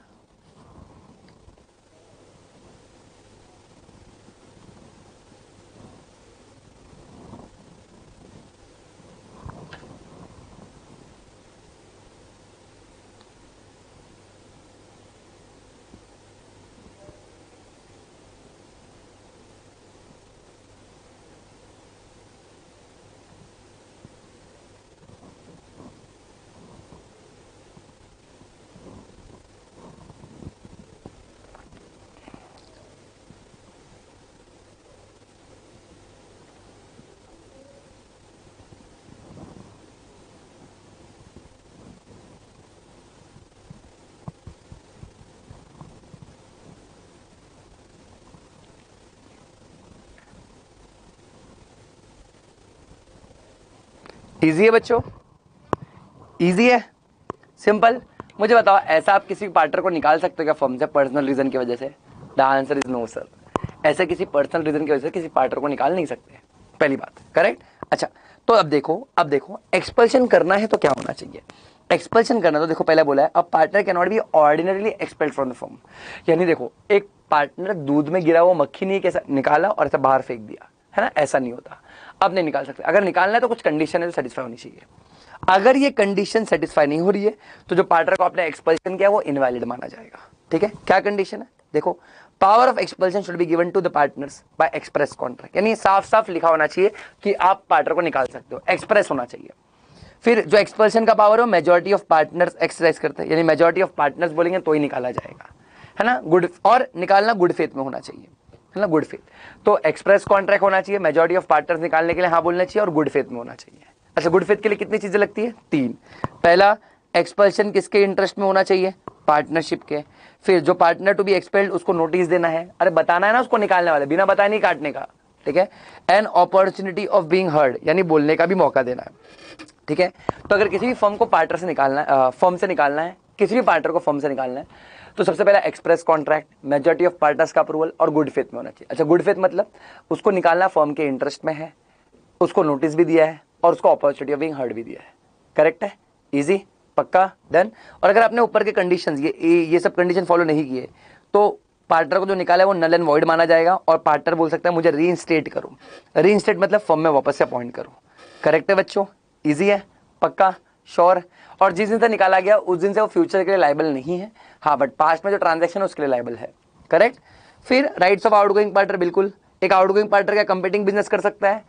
हाँ, कर सकता है, काइंड ऑफ कर सकता है। ठीक है, बट उस पर हम रीजनेबल रेस्ट्रिक्शन लगा सकते हैं जो हम लोग सेक्शन 27 में सीखते हैं। ठीक है, अगर याद है तुमको सेक्शन 27 का एक्सेप्शन, गोची में ओ से आउटगोइंग पार्टनर है, अगर तुमको याद होगा तो। करेक्ट। अच्छा, फिर क्या उसको सब्सिक्वेंट प्रॉफिट्स भी मिलता है? बिल्कुल। अगर आप उसका सेटलमेंट ऑफ अकाउंट्स नहीं करते तो उसको प्रॉफिट्स में भी शेयर मिल सकता है, या तो वो चूज कर सकता है कि उसको इंटरेस्ट मिले 6% पर एनम पे, कैपिटल पे जो उसका लगा हुआ है, जो हिस्सा लगा हुआ है उसमें 6% पर एनम मिले, या तो प्रॉफिट शेयर कर सकता है। यह आउटगोइंग पार्टनर का राइट है। करेक्ट। इसके बाद तुमको एक मिलता है इंसॉल्वेंसी और एक मिलता है डेथ, ये तो तुमको मालूम ही है। ठीक है, इंसॉल्वेंसी और डेथ के केस में भी, इंसॉल्वेंसी जिस दिन पार्टनर इंसॉल्वेंट डिक्लेयर हुआ उस दिन वो फर्म छोड़ के चला जाता है, उस दिन फर्म से निकल जाता है वो, और उस दिन के बाद से फ्यूचर के लिए कुछ भी लायबिलिटी आएगी नहीं। इनफैक्ट पास्ट की भी लायबिलिटी नहीं आएगी क्योंकि वो तो क्या हो चुका है? Insolvent. Same goes with death. अच्छा, जिस दिन डेथ हुआ उस दिन के बाद से उसकी लायबिलिटी नहीं आने वाली। अच्छा, उसके डेथ के बारे में बाहर वालों को मालूम है या नहीं मालूम, इससे कोई फर्क पड़ता नहीं है। डेथ एक लौता केस है जहां पर अपने को बताने की जरूरत नहीं पड़ती, है ना। कैसे बताएंगे? जो बताना था वो तो चल बसाना बेचारा। ये तुमको समझ रहा है मैं क्या बोल रहा हूं? क्लियर है, इजी, पक्का, श्योर। ठीक है, यहां पर अपना एक छोटा सा चैप्टर, ठीक है, छोटा सा चैप्टर जिसको हम प्यार से पार्टनरशिप एक्ट बुलाते हैं, वो रिवाइज करके खत्म हो गया। ठीक है। अच्छा, मैं एक्सपेक्ट कर रहा हूं कि तुम लोग इस चैप्टर के इतने सेक्शंस एटलीस्ट बाहर करो, मतलब इतने सेक्शन नंबर से तुमको एटलीस्ट याद होने चाहिए। ठीक है, इतने सेक्शन से तुमको एटलीस्ट याद होने चाहिए। करेक्ट है ना? चाहिए तो स्क्रीनशॉट निकाल लो तुम लोग।